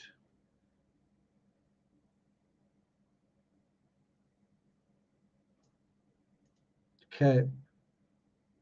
Despite her parents' initial opposition, Beatrice eventually left New York, where the family moved from San Francisco, for Paris to study acting at the Comédie Française and art at the prestigious Académie Julian. Her stay in France provided her with many inspirational and memorable moments. And it feels like the character Jack Dawson has these experiences in the Titanic mythos, right? Because he goes to France, he goes to Paris, and he has many memorable moments there. Amongst them was meeting Monet, and that is why Monet is in the Titanic, the fictional Titanic, and watching him during his painting sessions in his garden in Giverny, which is not too far from Auvers-sur-Oise, or appearing on the stage of the Comédie Française alongside many famous names of the time, including Sarah Bernhardt. Wow. However, with the outbreak of World War I, she was forced to go back to New York. There, in spite of her mother's major criticism, she joined the French National Repertory Theatre, where she played over 60 roles under the stage name Mademoiselle Patrice in an attempt to protect her family's name and reputation. So she came from a wealthy family, but she acted under just a completely different name. While working for the theatre, she became acquainted with the French artist Marcel Duchamp. We immediately fell for each other. Beatrice recalled of her meeting with Duchamp, which doesn't mean a thing because I think anybody who met Marcel fell for him. He was an enchanting person. Duchamp, on the other hand, introduced Beatrice to Henri Pierre Rocher, a French diplomat and writer who was 14 years her senior. Rocher was to become her first lover, introducing her to the vibrant world of modern art and encouraging her own creative pursuits. He was also the first man to break her heart. Claiming to be a monogamous woman in a polygamous world, a monogamous woman in a polygamous world, polygamous world, sorry, I just haven't seen that word in a while. Beatrice had found herself surrounded by bohemian men who thought little of bourgeois morality. Marcel shocked me because he said that sex and love are two different things. Beatrice later recalled, well, she recalled him saying that. Yet she fell into a relationship with him because she felt they should become as close physically as they were emotionally, and they remained lifelong friends. Despite her claims of her monogamous lifestyle, Rocher, Duchamp, and Wood were allegedly involved in a love triangle. Ho-ho. Later on, Beatrice Lamtoon, you are catching the end. Unlucky for you. Later on, Beatrice was introduced to the art patrons, Walter and Louis Orensberg, who hosted regular gatherings for artists. You see, you need to meet art patrons to get somewhere as an artist so that someone understands what the hell you're doing. They hosted regular gatherings for artists, writers, and poets. There, she met many leading figures of the time, including Man Ray, Francis Picabia, Mina Lawyer, I don't know any of these people, Charles Demus, Joseph Stella, and so on. Her relationships and an active engagement with the avant-garde group would eventually earn her the title of the Mama of Dada. Although later on in an interview with Sandeep Roy, she thought this to be rather funny. I was on the sidelines in love with two of the men. The bohemian period of her life, however, was merely an introduction to her real artistic career. It was not until her early 40s that Beatrice Wood found her true passion and committed the rest of her life to it. After ending her marriage with the British actor and director, well, so she ended up marrying a British actor, Reginald Pole. She moved to LA, California, to be closer to the Indian sage Jiddu Krishnamurti. Under his influence, she eventually became a lifelong member of the Theosophical Society. Her new career started unexpectedly and was more of a coincidence than a planned venture. Allegedly, after buying two Baroque plates with a luster glaze um, and being unable to find a matching teapot, she decided to make one herself. So this is how she became a sculptor. She enrolled in a ceramic class at Hollywood High School and eventually turned her hobby into a successful career. I never meant to become a potter, she said. It happened very accidentally. I could see pottery because when I ran away from home, I was without any money. And so I became a potter. She became so successful in what she was doing that in 1947, she was able to afford her own house. In 1948, she moved to Ojai, California, across the street from Krishnamurti, where she lived and created pottery art until her death in 1998. So Jack Dawson is kind of a Krishnamurti, a guy who helps her find a spiritual center, right? And if you want to watch that, you can watch it on that YouTube channel. Here is a link to all of that if you're interested. Anyway, I hope you found this episode 62 worth watching. I want to thank all of you for your $23 super chats. I do really appreciate it. Thank you. Thank you, Donkey. Tamara says, anyone recall when in history writers and artists were revered? I think in the time of in the Romans and the Greeks, people like Socrates, writers tended to be philosophers. Philosophers had to write down their philosophy. So, yeah, Socrates, Plato. So, thousands of years ago, writers were kind of respected. Now, not so much. Tanny says Homer.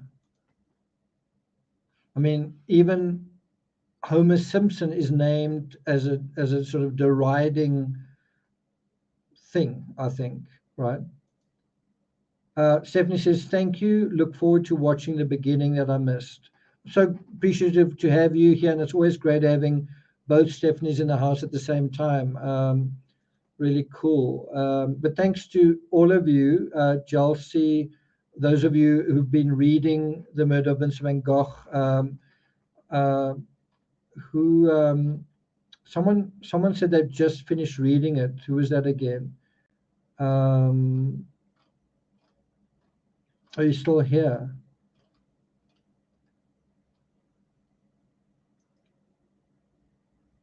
Living in the Pine says he's used to the South African heat. Well, that's for sure. Yeah, Linda P. Linda P. Don't forget that review, and thanks a lot for reading the book. I think it gives you a lot more where this came from, like this kind of discussion. There's a lot more there. Mickey says incredibly interesting. Thank you. Well, Mickey's been quietly sitting in the background. The first we've really heard from Mickey. I hope we're going to hear a bit more from you next time, but I really appreciate it. Yeah, Mel says Beatrice herself had a lot of Jack's traits. That's true. Linda says, I've heard of Krishnamurti. I had no idea about the connection. Cool.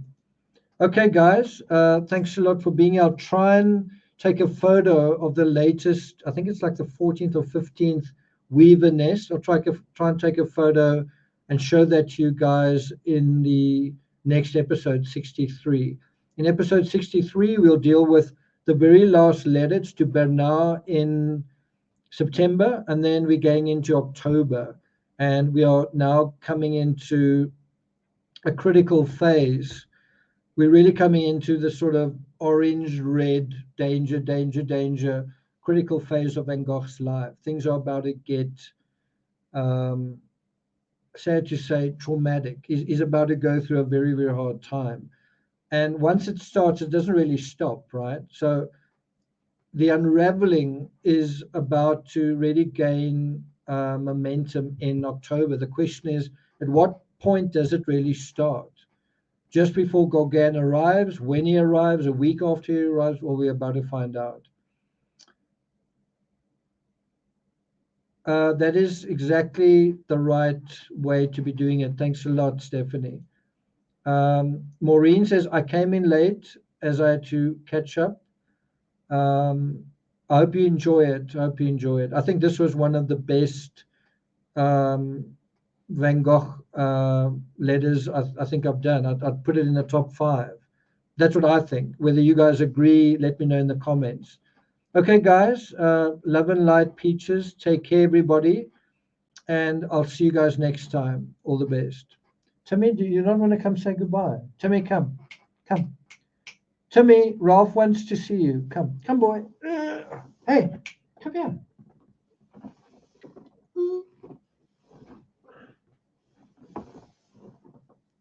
Here's Indiana Holmes. Indiana Holmes says goodbye. Are you nice and warm? There you go. Okay. Okay. Timmy says goodbye and he says goodbye, but he also says hello to Ralph. Hi, Ralph. See you soon. Take care, guys.